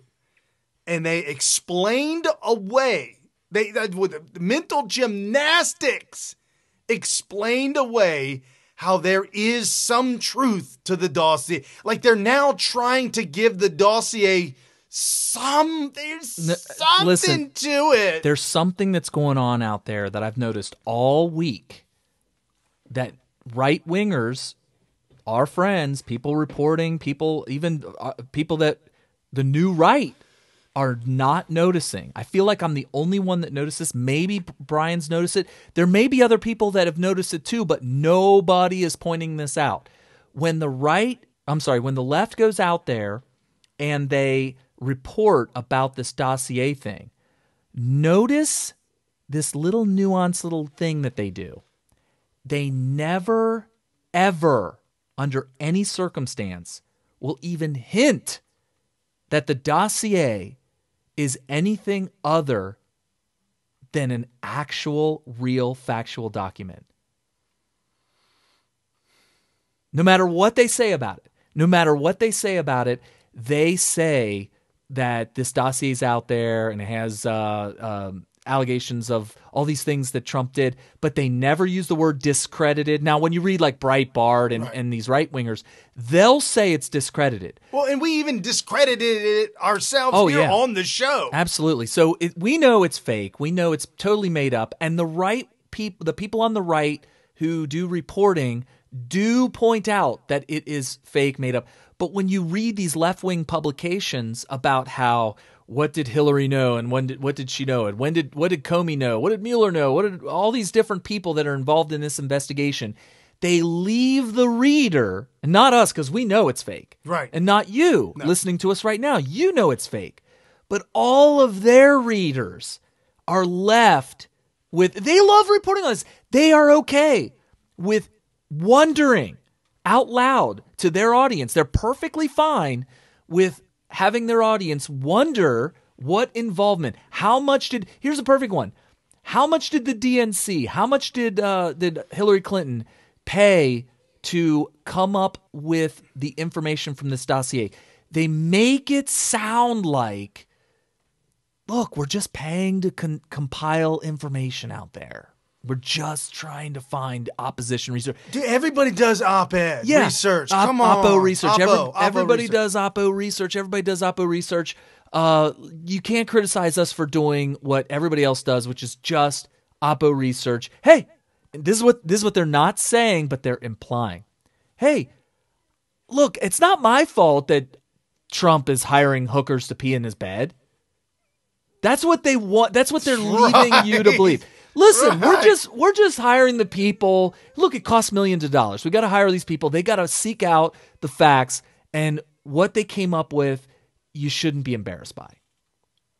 Right. Don't be embarrassed by the stories we found. So, that we paid for. Now that you know what I just told you, from now on, when you read these left-wing publications and reports, and you're watching MSNBC and CNN, and they're doing the reporting on the dossier, notice that. Notice that they actually leave it open for you to. It's almost like watching an Alfred Hitchcock movie. You don't see the knife enter into the woman's body. Right. You don't see the blood and the guts and her stuff. You don't see the head coming off. Right. But he does it so brilliantly well that your mind adds that in there. Yeah. There's been all kinds of documentaries and studies and all kinds of stuff that show that phenomenon. People will come out of the theater appalled, and they can't believe that they just saw a movie where somebody was hacked to pieces. And it didn't happen. It didn't happen. No. They didn't show any part of the hacking the pieces. They implied that it happened. So they won't say that it's discredited or that it's fake. They won't say it's a 4chan fan flick. Fanfic, yeah. Fanfic. They won't say none of that. Right. What they'll say is that this dossier is out there. This is what's in the dossier. And it's now a scandal because we want to know how much Hillary paid to find this information out. Right. She needs to be reimbursed. Something. You wait. Somebody is going to say, hail to Clinton. She did such a phenomenal job with the money she paid her lawyer to get the dossier. The truth out there. About Trump. They won't say that, though. That's another thing. We need to reimburse her for her costs. They won't call the dossier true either, because then it would be too easy to label them fake news and liars. Right. So they won't say that. They just won't tell you that it's been discredited. Right. Completely. Well, somebody on Periscope on the message board said that it is true. The dossier is on paper. It is on paper. Fact. There is a dossier out there. Fact. It does exist. Yes, that is flat That's out so funny. fact, not fiction, but fact, and we can't we can't get enough of it. It's all over the place. And now, once we get into the nuances of it. Well, and Ben Shapiro got into it with somebody on Twitter, and I just had to destroy him, and I think a lot of people really appreciated my destruction of him. But Sebastian Gorka tweeted some stuff. Actually, it was back and forth between Ben Shapiro and Sebastian Gorka.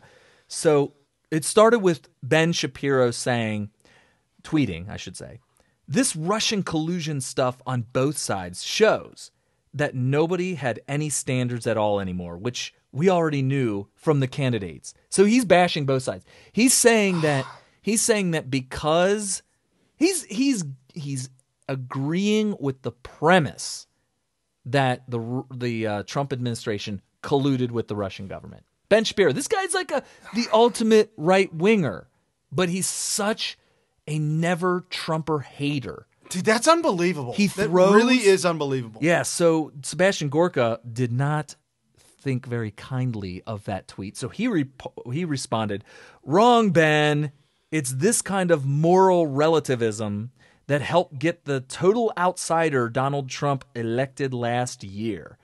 And so Ben decided to double down and say, Team Trump was willing to work with Russians to dig up dirt on Hillary, which he's referring to. I know what he's referring to. Well, I want to tell everybody else out there, in case you forgot, Donald Trump Jr. agreed to meet with a woman who we didn't know at the time, or he didn't know at the time, but now we know, was a DNC operative who's also Russian. Like she was born there. Oh, she's a total Russian. In fact, she claims that she worked for the Kremlin for a while. Of course, the Kremlin came out and said, we don't know this woman. But they could be lying. They could be lying. But if you were undercover as a Russian agent, you wouldn't come out to say or you wouldn't even acknowledge it. Right. Well, she said, look, I work for the Kremlin. I have information on Hillary that you might like to know. Do you want to meet? And of course, Donald Trump Jr. was like, he consulted his father, Trump, and Trump said, do it, man. Do it. What an evil person. Oh, my goodness. So Ben took that as Team Trump was willing to work with Russians to dig up dirt on Hillary. Hillary campaign actually did it to Trump. I was so triggered by that. I had to respond. So I did a 3-tweet storm at Ben Shapiro. And that's not normal. You don't normally do that. You're able to get it done in one tweet, usually. Well, there's just too much here. Right. So I wrote, too much meat on the table. Ben, I have a lot of respect for you, but, and let me qualify that respect for Ben Shapiro.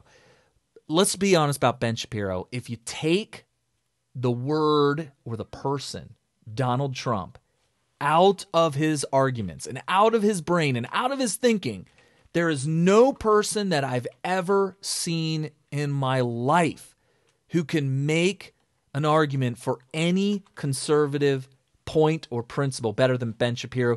And he can do it blindingly fast, which is why you can't beat him in a debate if you're a liberal. Liberals, you can never beat Ben Shapiro in a debate if you're arguing for a leftist point, because he will destroy it, and he does it so quickly that you're left wondering what the hell happened to you.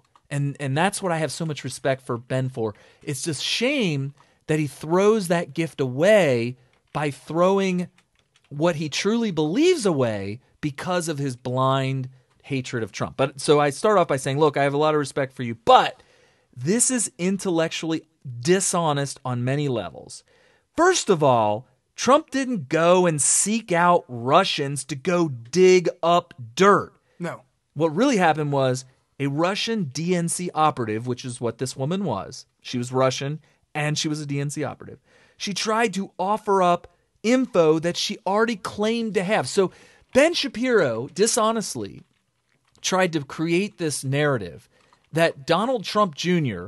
was looking anywhere for the nearest Russian he could find, or possibly the nearest Russian that he knew, contacted her and say, hey, we don't have any Oppo research on Hillary. Can you go and talk to Putin, talk to the Kremlin, and see if we can consolidate resources, dig it up, and dig it up, go on a campaign to try to find and discover new information on Hillary Clinton.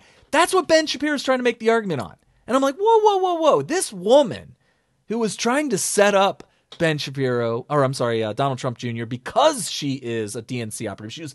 This is a Russian woman paid by the DNC to go set up their political opposition. How is that not collusion with Russia? She claimed she already had info.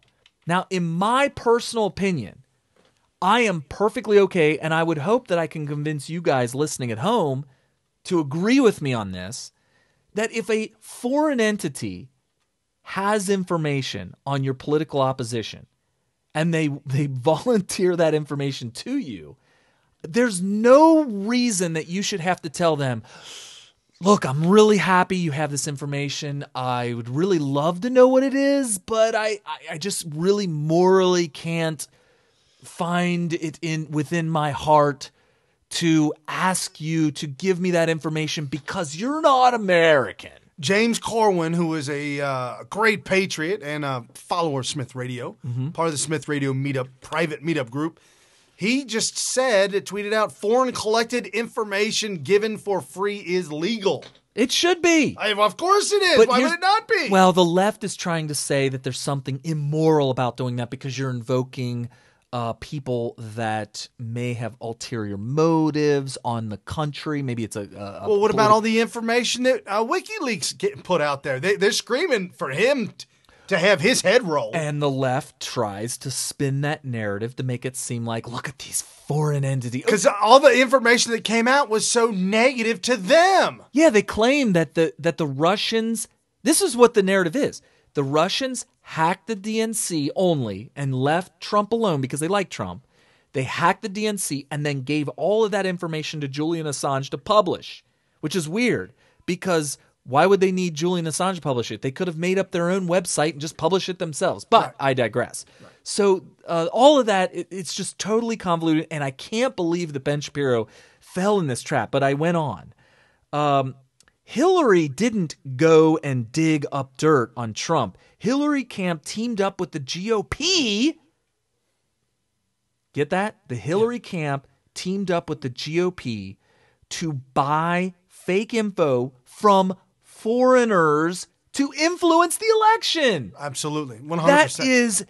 That if that's legal, and James Corwin might be able to tell us whether or not that's legal or not. That seems dirty-handed. It seems like there's something illegal about that. It seems like you're trying to manipulate American voters, legal American citizens who are legally allowed to vote, trying to manipulate them using foreign entities to get them to vote on somebody based on false information. There's got to be something dirty about that if it's not illegal. It's definitely immoral, and it seems inherently un-American to me. And Ben Shapiro seemed blinded by these facts because of his hatred for Trump, and you will see that pattern repeated with Ben Shapiro over and over and over again. It's sad. Sad. It really is. It's awful sad. Yeah. So anyway, that's the thing about work that out, get that taken care of. The other thing, Paul Manafort, if that really is going down, if Paul Manafort is the one that was working with Podesta, colluding, interacting, if that's really going down like that, so be it. I mean, if it is what it is, Paul Manafort takes the hit, but you know they're going to spin it. They're going to say, well, Paul Manafort was hired by Trump. So then that's what it is. When in all reality, as Tucker Carlson said, Paul Manafort working with Podesta and the Podesta firm, which I don't know. Paul Manafort he's been in the campaign world for a long, long, long time, his entire life. I have no idea. We'll have to wait to see how those dice shake out. But definitely, I know on the message board someone was saying that Mueller kept digging, and all he kept coming up with was Clinton. That's all you have to do. The Uranium One thing, the collusion with Obama on a hot mic telling Putin, hey, I got to win this election. I'll be good to go. I mean, it's one after another after another. And like you were talking about Gorka, I got a clip. Sebastian Gorka is hanging out with Sean Hannity, and this is what he had to say about all of this and the collusion and the deep state. Here's the big picture takeaway, Sean. For more than a year, the fake news industrial complex and the Democrats and Hillary and Podesta and Ben Rhodes have been slinging filth against the president and against his team. None of it has stuck, but in the last week, we have had an explosion of scandals that all are true and that all go back to the DNC and to Hillary. And the trouble is, Sean, you have to do a massive service because you're the only people. It's you, it's Sarah, it's Solomon, it's Peter, but that's it. And there's so many scandals, we have to separate them. Number one, there's the Uranium One deal. That's treasonous, okay? We have to deal with that. Second, there's the dodgy dossier, which is about Russian disinformation being used to slander Donald Trump. And then, thirdly, there's James Comey using that disinformation to create a special prosecutor trigger that is used to investigate the president. And then lastly, the fourth story is Fusion GPS. How many stories are out there that are fake, that came from Moscow and which were peddled by Fusion GPS into the left-wing media. So that's 4 scandals in 1 week, Sean. The Russians lied to impact the election. The Yes. Russians infiltrated our national security and to corner the uranium market, and they succeeded, and they knew all the crimes that were committed. If this had happened in the 1950s, there would be people up on treason charges right now. The Rosenbergs, okay? This is equivalent to what the Rosenbergs did, and those people got the chair. Think about it. Giving away nuclear capability to our enemies, that's what we're talking about.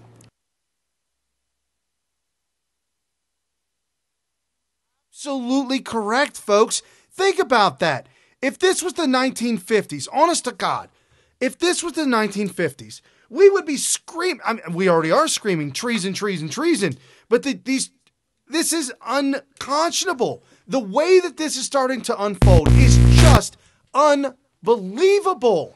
And for this Uranium One deal to not be front and center, to not be the number one story all year for the last 2 years. I mean, how fast they get rid of the Obama talking to, hey, tell Vladimir Putin I have a little bit more room. Nobody talked about that either. I'm just saying, these are the things that are now coming out. And I said earlier in my scope, earlier in the week in a scope, I said something to the fact of, I would love to know one day that Trump had a hand in on some of this stuff coming out, some of this information coming out. And lo and behold, I'm hearing leaks a little bit at a time where Trump is actually telling people to take the gloves off, follow the emails, release the emails, go down that road and see where it leads. I mean, when he says something to the effect of, when she said during the campaign, I'd hate for somebody like you to be in charge of the laws. And he said, yeah, because you'd be in jail. Well, yes, you would be in jail. I'm just saying, man. Anyways, I know we're working over there on some stuff. Real quick, this is kind of update. Well, yeah, I got Trevor Loudon's going to be trying to call in. I wanted to ask you real quick. Will sound get back to him on through this? Normally, you'd have it hooked up. You'd have this hooked up, right? We have the output. Do you have the input? If not, we'll figure it out. It's no big deal. Or else there'll be a big delay if you try to do it through. I don't know.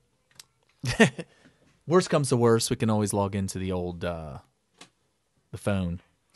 You could take this. I just caught Brian off guard. Sorry about that, folks. Little programming details here that don't apply to our reporting right now. No, not at all. Okay. So anyway, so we're trying to get Trevor on here in order to Mr. Trevor Loudon, in order to talk to us about the what all this means with the Russiagate and how this applies to. I just like to know whether or not anybody's going to be indicted or anything like that. I would like to know, who do you think Mueller might be indicting? Could it be Comey? Could it be Hillary Clinton? Could it be nobody? Could he just be saying that he's indicting somebody or that indictments are coming down when really it's just all fake news leaking just to try to get a reaction out of people? I would love to know. Should be interesting. What do you got? Yeah, it's not going to work because then the folks on the message board, the Spreaker won't hear them. Well, what should we do? As far as have them call you, have them phone call it in. All right. Well, we need I don't have my adapter with me. Oh, I could take a break if you want to take the reins. Yeah. All right. Go ahead, sure. Brian. Well, message him and let him know. Oh, okay. Oh, do I got it over here? Probably. See if it works. I hear. Hi, can you hear me? Yes, we got you, Trevor. We are live right now. So let me go ahead and introduce. Sorry about that, guys. I forgot about it, to be honest. Oh wow, that's fine. We know the. Now this will be audio only. We had a little slight hiccups and everything, but audio only. But at least we have you with us. And we have some new technology that we're working with. So for those of you at home right now, this is Trevor Loudon. He's a New Zealand author of 2 books so far. One of them is Barack Obama, The Enemies Within, and the enemies within communists, socialists, progressives in the U.S. Congress. He's a speaker and political activist who maintains a blog at trevorloudon.com. That's TrevorLoudon.com, formerly entitled the New Zeal blog. He's the founder and editor of keywiki.org, which I didn't know about. You'll have to explain that one to us. A website which compiles dossiers on activists and political figures. Welcome to the program, Trevor Loudon. How's it going? Look, it's excellent to be here, guys.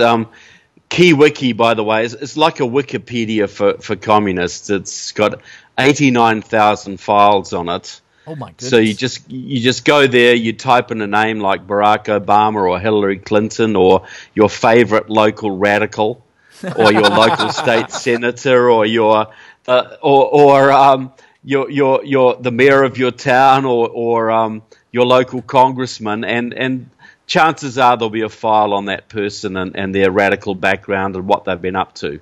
Wow. Well, I was watching your movie. Well, I've purchased your movie on Amazon. And folks, if you have Amazon Prime, you can go there. In the show notes at the bottom of this video, in the show notes, there's a link for the book to buy, The Enemies Within, and a link to also get the movie. You can buy it on DVD. I purchased it on Amazon Prime so that it's in my Prime viewing at all times. And I showed it to the wife for the first time the other day. And yes, the list, I mean, the Maxine Waters, the Elisabeth Warrens, the famous names that you know are all part of this deep state, part of the communist agenda. But the names that you go over, Trevor, I've never heard of these dozens and dozens of politicians. Yeah, well, that's sort of below the radar, but they're serving on the Homeland Security Committee and the Armed Services Committee and the Intelligence Committee. Like, did you see Andre Carson, the Muslim rep from Indiana who serves on the Intelligence Committee, overseeing all 16 of America's intelligence agencies? And he gets up, we've got him on tape, getting up in front of a Muslim Brotherhood front group audience, and he says something like, look, for all those people here who are sort of here to spy on us and who think we're here to plot to destroy America, I say one thing to you people: Allah will not allow you to stop us. And this guy is serving on the Intelligence Committee, overseeing the CIA, the FBI, all of them. What we say, there are no security checks in Congress, none at all. So we say there's at least 100 members of your House and 20 members of your Senate who are so enmeshed in neo-communism or Muslim Brotherhood front groups or both, they couldn't pass an FBI background check to drive a school bus. Well, I'll tell you what, I work... But there are no checks, so they get away with it. Right. I work for a company, and most of the businesses I've worked for in the past all have background checks, but the company I work for now deals with gold and that industry. None of these, I mean, I'm looking at these politicians, none of them could get into a job that I got. And I just I'm just I'm a regular Joe just working to make ends meet. Yeah, so if you have to get background checked for your job, you have to get a background check to be a realtor, to drive a school bus, to work in the post office, but you don't need an FBI background check to serve on the Armed Services Committee or the Intelligence Committee or the Homeland Security Committee or the Judiciary Committee overseeing the FBI. Do you think your enemies might be aware of that little loophole? And do you think maybe they might try and exploit it? Absolutely, absolutely. And that's what they do. They dig and dig and dig till they can find a way to get in. I mean, obviously they were trying to do this during the election. The reports I'm hearing right now from folks that work in the GOP that are supporting Trump, this 2020 election coming up, they're saying right now that the cheat, the whatever it's going to take. I mean, they threw the kitchen sink at it last time. This time it's going to be worse. Yeah, look, the Democrats who are, and I want to say this to the listeners, I'm not knocking patriotic Democratic voters out there, But you got to understand, you're not voting for Harry Truman or JFK anymore. Yeah. Your party has been taken over by the Muslim Brotherhood and the radical left, the extreme radical left. Do you think Harry Truman would have been okay with transgender bathrooms? No. Do you think JFK would have allowed the borders to be open so illegal immigrants could come in and take your jobs and destroy your unions, etc.? So the Democratic Party has been transformed. The Republican Party has a lot of issues too. But what's happening is the Democrats are now communist, and they wanted a one-party state. And Hillary Clinton was going to give it to them because she promised that she was going to legalize every illegal immigrant in the country within the first 100 days of taking office and give them all citizenship and voting rights. Now, you got to understand there's between 12 and 30 million illegals here. They will vote 80% Democrat. That gives the Democrats between 10 and 24 million votes. And considering that Mitt Romney, the Republican, lost by 2.5 million votes to Barack Obama, and Donald Trump, the Republican, won by about 200,000 votes against Hillary Clinton, guess what that's going to do to the country.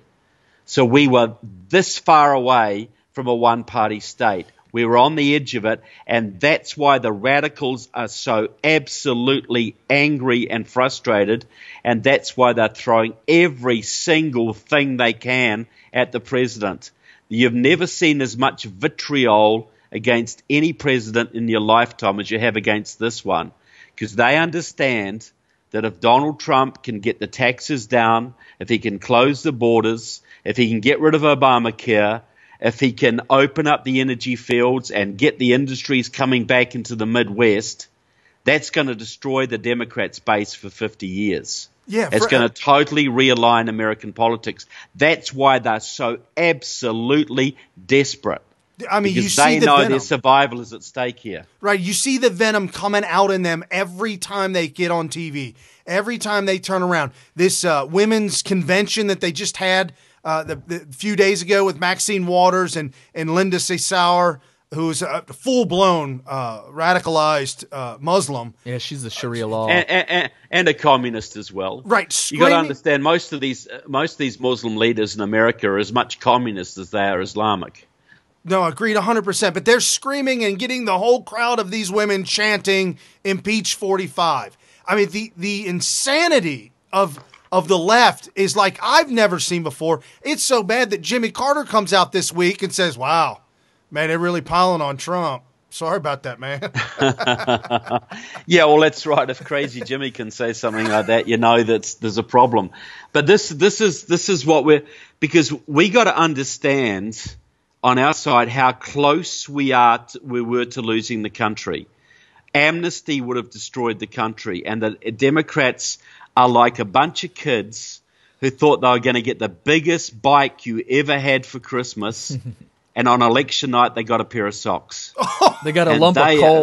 They are bitter. Oh yeah. Oh, you could tell it. Totally bitter, and they are doing everything they can to destroy Fox News, to take over social media, to do all the things, to destroy all the things that our side used to win that election. They never want to see that mistake made again.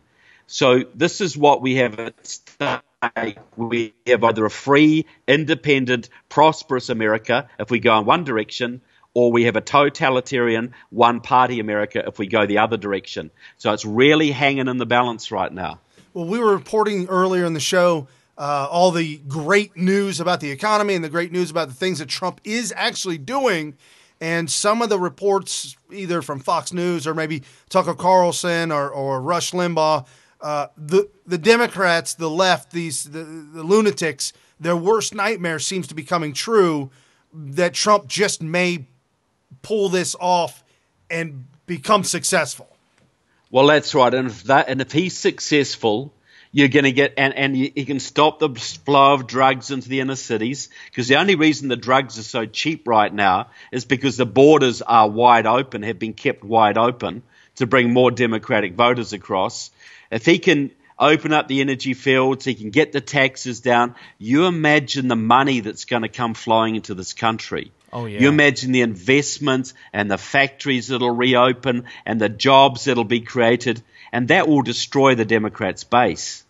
You know, when these white union guys in Pennsylvania, when Trump went to them and said, look, you know, what have the Democrats been doing for your jobs, guys? Nothing. Vote for me. And if he can deliver those jobs, they will cross over permanently. You know, he went to the black communities and said, well, look, I look at your cities. The Democrats have been running them for 50 years. I don't see a lot of jobs here. I don't see a lot of prosperity. Vote for me, guys. What do you got to lose? Right. So if he can bring those jobs back to the inner cities and stem the flow of illegal immigration, which has taken the jobs away from the young black youth, denying them their first step on the employment ladder, if he can do that, they're going to cross over too, and the Democrats' base is going to crumble. That's why they're so desperate, because they're a bunch of cornered rats right now. They're Democrats, Right. you know, and they're cornered, and they're absolutely throwing everything they can at this, because they know if this is a successful presidency, they're out of power. Yeah, for at least a while. They're done for a very long time. So, Trevor, with your books called The Enemies Within, I can't help but to wonder if you've had to think, given much thought to the enemies within the government that we call the deep state, and how they may be, at least it seems to us, totally undermining the president and his agenda, and they're kind of working together with the enemies within that we consider, the elected officials, and what you think is going to come of that. It seems like they're willing to commit felonies in order to pull this mission off of preventing him from effectively run and execute the office of president. Yeah, look, they've been committing felonies for some time, and that's why they're freaking out, because a lot of these guys could be in jail, and they know they have to get their friends back into power pretty darn quickly because they are very vulnerable. So when you say the deep state, you've got the communist movement inside the government. You've got the Muslim Brotherhood movement in there. You've got the sort of globalist one-worlder types who are well established in the bureaucracy. And you've got these left-wing socialist bureaucrats who are just part of the democratic machine, part of the Democratic Union machine. So Trump needs to go on a purging spree. He absolutely needs to get very, very, very firm about this. You got to purge the upper limits of upper part of the CIA, the FBI, the State Department. You've actually got to get rid of some of these government departments. Yeah, I would suggest education would be a very good one to get rid of. Oh man, you are totally speaking my language 100%. My whole thing is the Department of Education is ground zero for the communist infiltration, because they're bringing up the kids from the youngest age possible to adhere to and be accepting to the communist policies that are put out once they become a voting age. And I think very few people think I have a third eye when I bring this stuff up. And so I'm glad to hear that you're trying to push that same thing. I mean, it's true. And so it seems like the Department of Education is really where it all starts, and then it kind of spreads out from there. Well, look, it is. It's a key one, and we can win everything else, but if we don't win education back, return the power to the states and the families, we're going to lose a whole generation of youth, and they will vote themselves into power. We saw the Bernie Sanders generation. Well, that came out of the education department. And, America only got an education department in the 1970s under Jimmy Carter. Yeah, he made it its own department and completely funded it as a separate entity of its own. He did. Well, look, America had the best public education in the world for 200 years. You could put people on the moon. You could build a Liberty ship every day in World War II.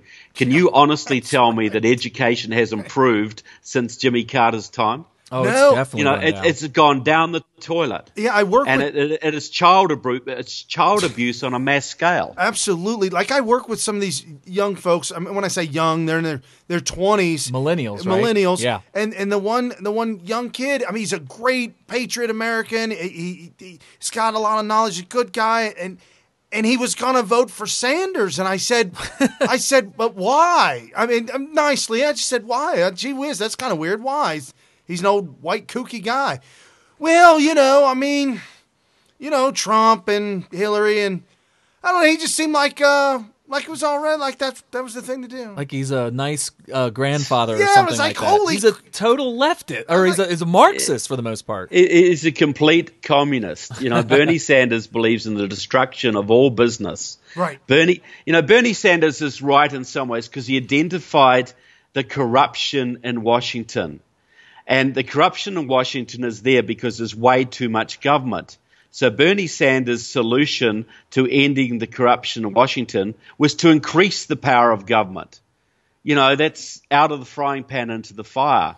That's But Bernie Sanders, an interesting little story. There's a very famous media commentator in America, and she had a niece who was a total Bernie Sanders fanatic.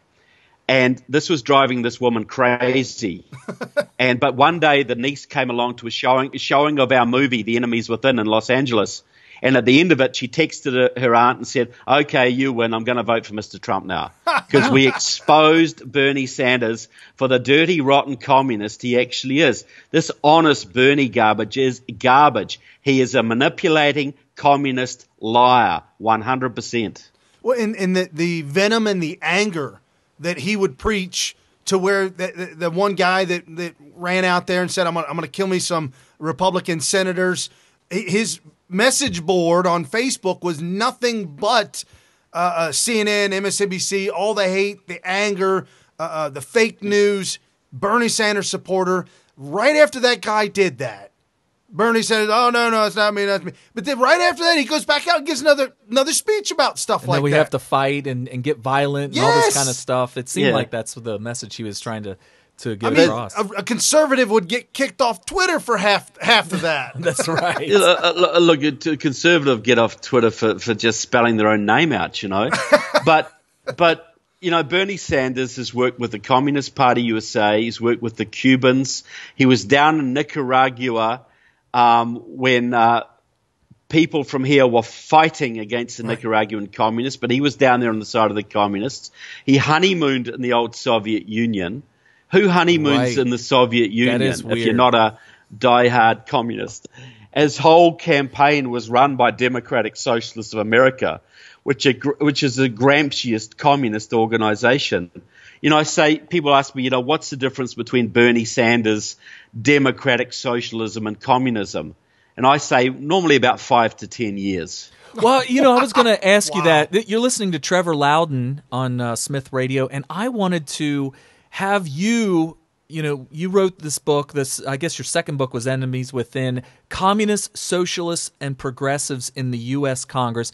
But what I really wanted to focus on, because I'm telling you, your knowledge of communism, leftism, Marxism, whatever, is probably second to none. And I wonder if you're aware of just how naive your average American is. And mainly it's because of the education system. People think of communists as something that died with the Red Scare in the 50s and that they just didn't even exist anymore. Can you explain to us what you believe the difference between communism, socialism, and progressivism is? Is there any difference at all? Look, socialism is just a step on the road to communism, and it's inevitable. You get more socialism, business starts to suffer, the economy starts to go down, so the government has to step in and do more and more services. It has to take more and more taxes, which puts more pressure on the government, on the business, and eventually you have a collapse.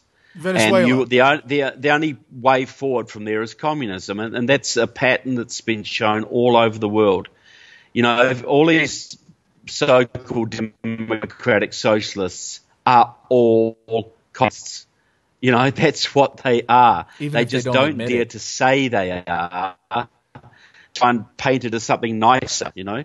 Right, and they may actually not even believe they may actually reject that assertion. Like, I'm not a communist, I'm a socialist, or I'm a democratic socialist, and not even be aware. So even the socialists themselves don't even seem aware that they are basically sending they're sending us down the road to communism through their socialism, and they don't even know it. Well, yeah, look, Democratic Socialists of America, your largest communist group in the country, now has 30,000 members. They had 8,000 a year ago. Now they've got 30,000. Wow.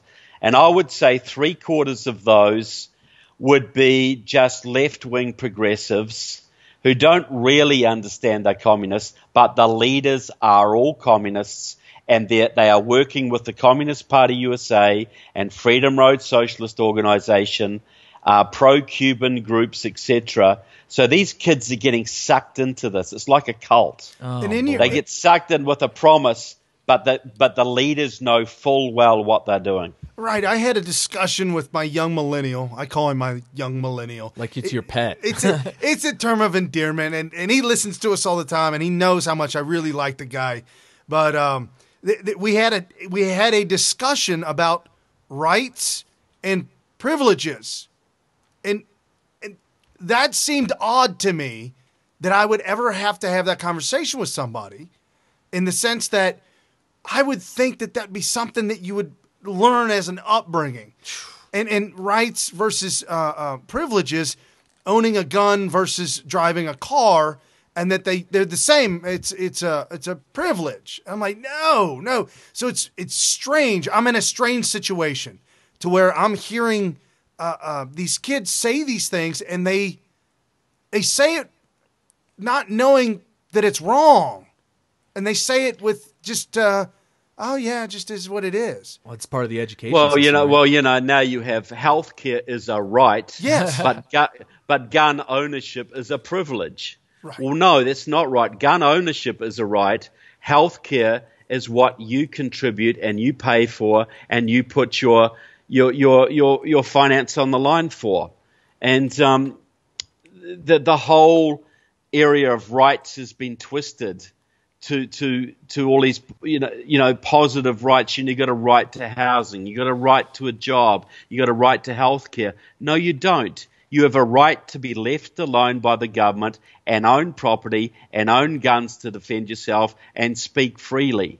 That's what you have a right to do, to worship how you want to do. The rest of it is up to you. That's your responsibility to secure for you and your family. Can you? That is the American way. That's what made us the first country in the world, the freest country, the most prosperous and the most benevolent. And in America, you always used to have a system where those who fell through the cracks, those who couldn't make it on their own, were looked after by the churches, were looked after by private charities, and looked after very, very well. You tell me someone who now depends on the government for their health care, like the veterans in the Veterans Administration or the Indians on the reservations. Yeah. That's single payer health care. That's government run health care, and it's absolute crap. Can you tell?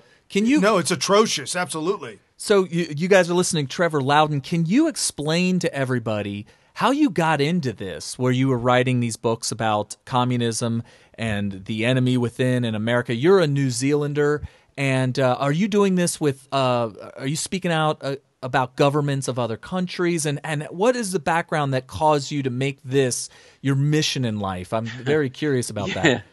Well, look, I started out as a good little New Zealand commie myself, you know. Wow. Okay. Up until about the 18, I would have called myself a communist.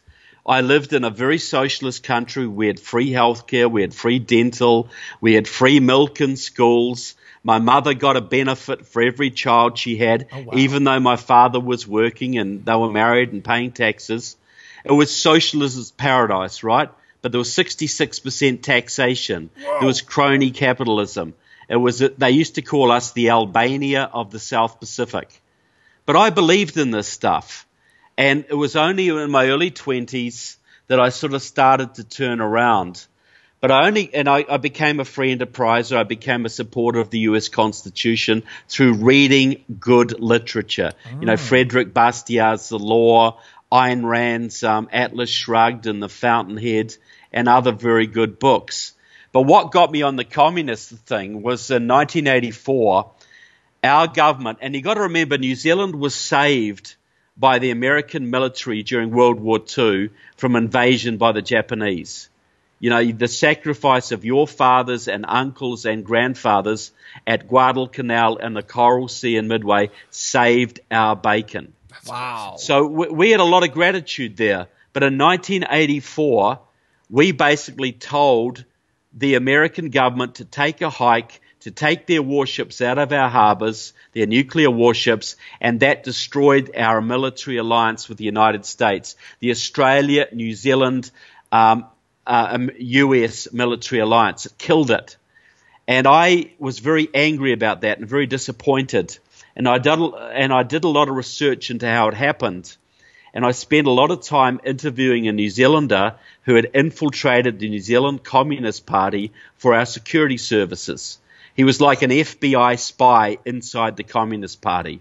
Okay. And in 1983, he was sent to Moscow to train at Lennon's Institute for Higher Learning. 6,000 communists from all over the world under Soviet control working out how they could destroy their respective countries. Wow. And while he was there, they planned our anti-nuclear legislation. They were powerful enough to take Moscow's legislation and make it the law of the land in New Zealand. And basically, this guy told me this is what they do all over the world. Wow. You look at Obamacare, that's a communist policy. You look at the nuclear deal with Iran, that started out of the communist movement. You look at the push for immigration amnesty, that's a complete communist movement. The communists in this country are running the Democratic Party now. Right. Because in 1994, they took over the unions, and the unions control the Democrats. So I got looking into United States. I got looking into how the communists were working here. And while I was doing that, I found the connections between Barack Obama, this was back in 2007, between Barack Obama and the Hawaiian communist Frank Marshall Davis, right, who mentored him. And then I discovered Obama's communist green job czar, Van Jones, and Glenn Beck used my information to get him kicked out of the White House. So since that time, I've been coming to the States doing research in archives and communist archives all over the country, interviewing former KGB officers, interviewing former FBI officers.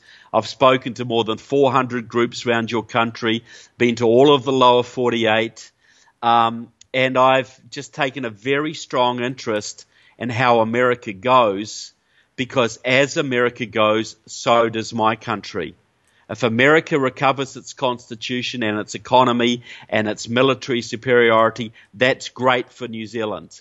If America goes down the gurgler, if America loses its economy, becomes a third world country, another province of the United Nations, freedom dies everywhere. Freedom dies in every corner of the globe. So I was in the right place at the right time. I had the knowledge of communism when Obama came around to expose him. And I've got a lot more knowledge since on, as I say, you got 100 members of your House and 20 members of your Senate who are basically Marxists. Do you think they might be infiltrating the GOP too? You got Flake and Corker getting out of here. You got Grahamnesty, and you have Kasich and McCain. I mean, I almost feel like they've infiltrated all those people. Some people call the Democrat Party and the Republican Party the uniparty, and that the people that are fighting against this are considered the Trump movement. Yeah, well, this is how I see it. The Democratic Party is gone. This is the party of Harry Truman and JFK. They were patriots. But since 1994, the party has been taken over by the radical left. In the Republican Party, I think about a third of them are big government progressives. Yeah. You've got a few communists in there, like Dick Lugar, the senator from Indiana, who thankfully got kicked out. And then you've got about half of them who wouldn't know how to tie their own shoelaces. and then you've got a faction, I'm saying the Tom Cottons and the Ted Cruzes and the Rand Pauls and the Louis Gohmerts, and the patriots in Congress and the Senate who love the Constitution and want to stick up for it. And then you've got the grassroots Tea Party movement and the Trump movement who are basically trying to push the president and encourage the president to do the right things. So that's what's on our side. That Trump movement, those few senators and congressmen on our side, and that is why we've got to make sure that President Trump holds the House in 2018 and increases his majority in the Senate of not more Corkers and Flakes, but more Roy Moores and patriots and constitutionalists. Because if he can do that, he can actually start to get much more of his agenda through, and his base will turn out for him in 2018 and 2020. If he can't get that stuff done, his base will stay home, and we face another Democrat president. I've noticed that some of the folks that are running for first-time election, like you're saying, Moore, and then also Michelle Blackburn out of Tennessee, just outspoken, make America great again, outspoken, America first, just this outspoken agenda of, it's almost as if, okay, finally they feel Trump has strengthened them enough to be able to come out and say, oh, yes, this is what we stand for and this is what we're doing. So I'm seeing more. Absolutely. We have to thank President Trump for that, because he made it fashionable again to bash political correctness. There you go. To actually be an American and be proud of it, to actually want America to do well and not have to apologize to every third world crap hole that we owe them something, So look, I've got to give full credit to President Trump for that. And I love the new generation that's coming through, the Kelly Wards and the Roy Moores. Awesome. And these people are going to be great in the Senate, and they are going to be if we can get those people in there, the go-alongs to get along will get along with us. So real quick, the rhinos will be marginalized and pushed out, and for once in 50 years, since Reagan, the first time, the grassroots will be in charge of the GOP again, and America First agenda will be back on the front burner. So real quick, we're running out of time, but I wanted to get this out of you. Solutions-wise, you kind of hinted earlier that, you just got to clean house and all this when it comes to draining the swamp. But also we talked about one of the big solutions being to get rid of the Department of Education. Every time I bring up the Department of Education, I'm talking these are Trump-supporting conservatives, very right-wing people. We all freak out about it. Not me personally. I'm ready to do it. Should we just rip it off like a Band-Aid and say, look, we just got to just end it and send it back to the states? Yeah. It's such a bold move, and everybody, even Trump supporters, are scared to death when you start hearing about getting rid of the Department of Education, because to them it sounds like you're taking education away from kids, and that we're just going to be an entire country full of stupid, uneducated kids because we're taking away the Department of Education. Look, you had the best education in the world for 200 years. Since you've had the department, it has gone downhill.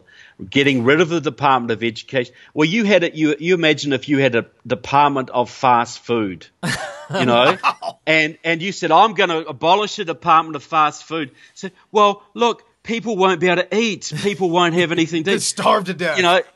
Look at McDonald's, look at Burger King, look at KFC. These things do very well without a Department of Fast Food. So, look, education, return to the states and return to parental control.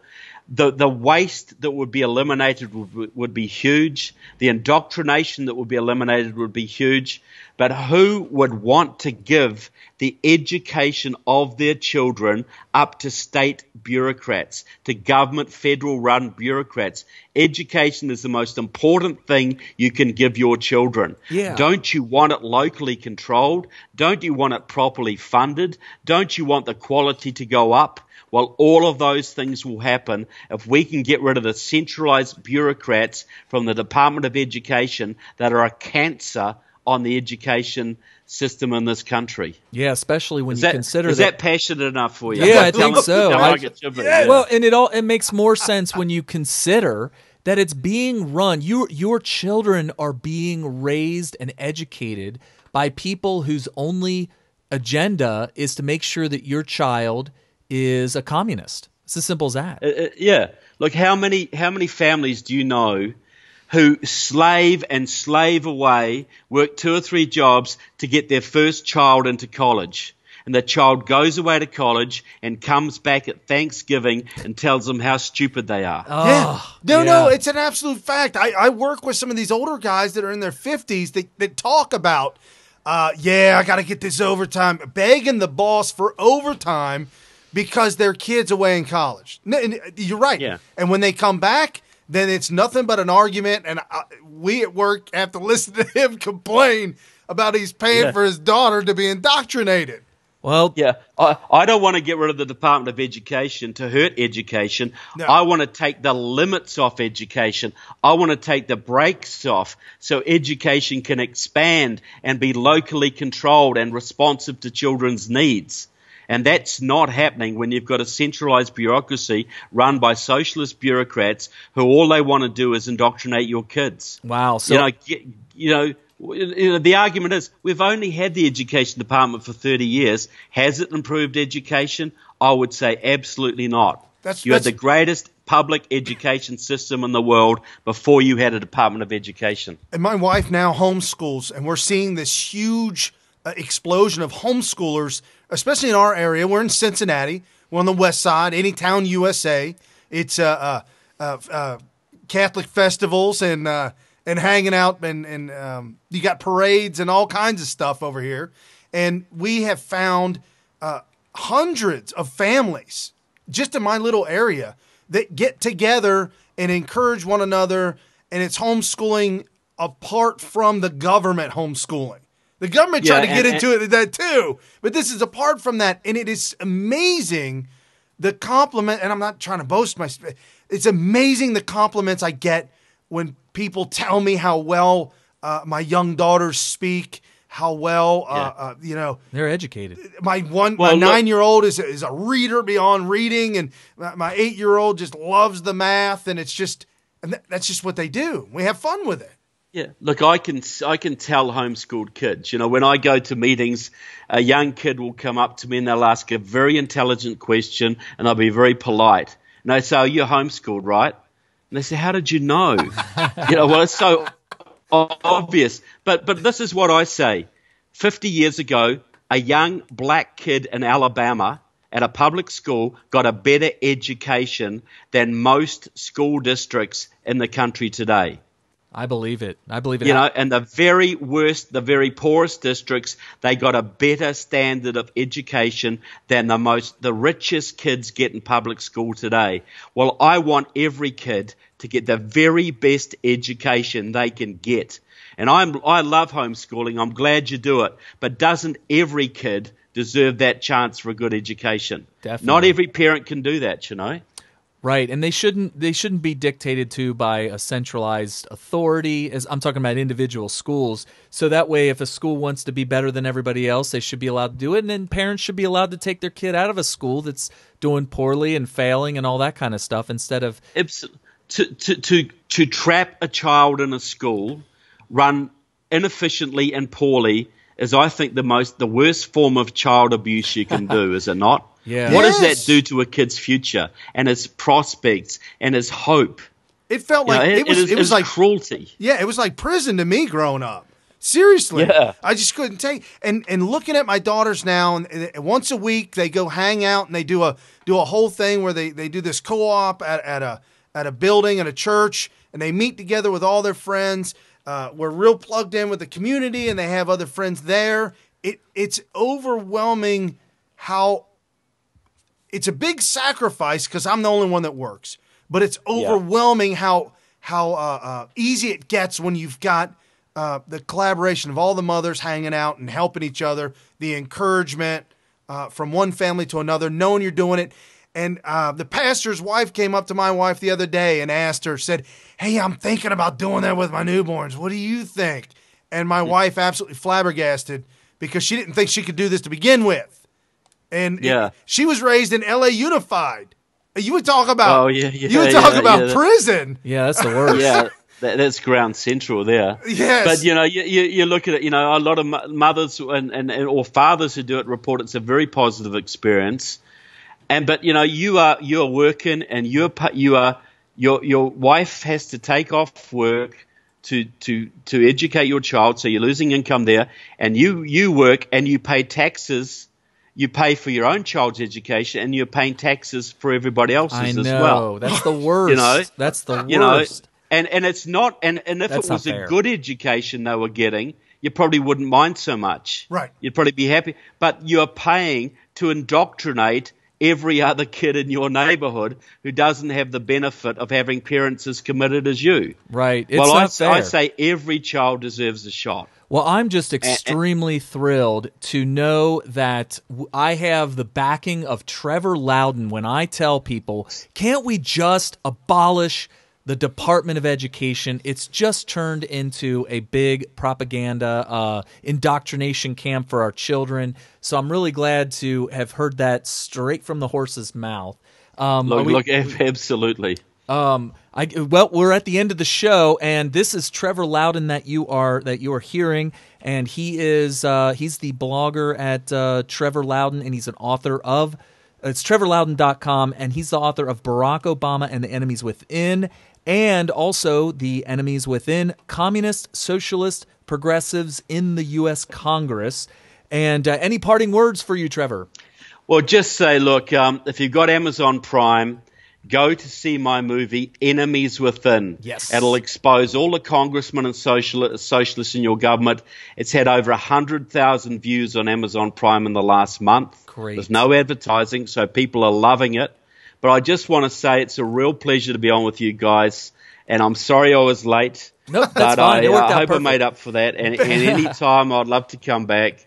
Because it's just a good fresh on there. It's a good atmosphere. We all love freedom. We want this country to do well, and we got to commit ourselves over the next couple of years to make sure this presidency is a very, very successful one, because my kids' future depends on it, your kids' future depends on it, and nothing is more important than that. Excellent, excellent. Thank you so much again, Trevor. I'm also going to play, folks, just hang on for a second. I'm going to play a trailer for his movie. And again, the link for the book and for the movie Enemies Within will take you to Amazon Prime. I'm telling you that Amazon Prime, you can't beat that. Bezos is hooking us up with Trevor Loudon's movie. Just don't tell Bezos what the movie's about, please. There you go. We'll keep that a secret for you. All right. Thank you so much. Good night. God bless. Okay. Great talking to you guys. Thank you. All right, folks. Again, folks, I'm going to go ahead and play that real quick right now. Let's see if we can get that going. Yeah, this is great. I can't wait to see this. People he doesn't exist. Have you ever been a member of the Communist Party?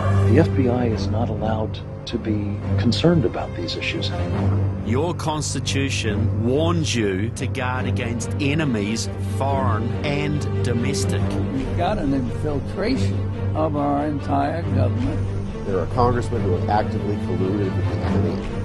Most congressmen on the left could not pass a security check whatsoever. Andre Carson has had long-standing ties to organizations and operatives sworn to the destruction of our country. This is our last stand. Back when I was a young communist, I was potentially one of the most dangerous people on the planet. Anybody who calls for comprehensive immigration reform, in my judgment, is trying to get the MVP award from ISIS and Al-Qaeda. It was the communists who created the radical Islam.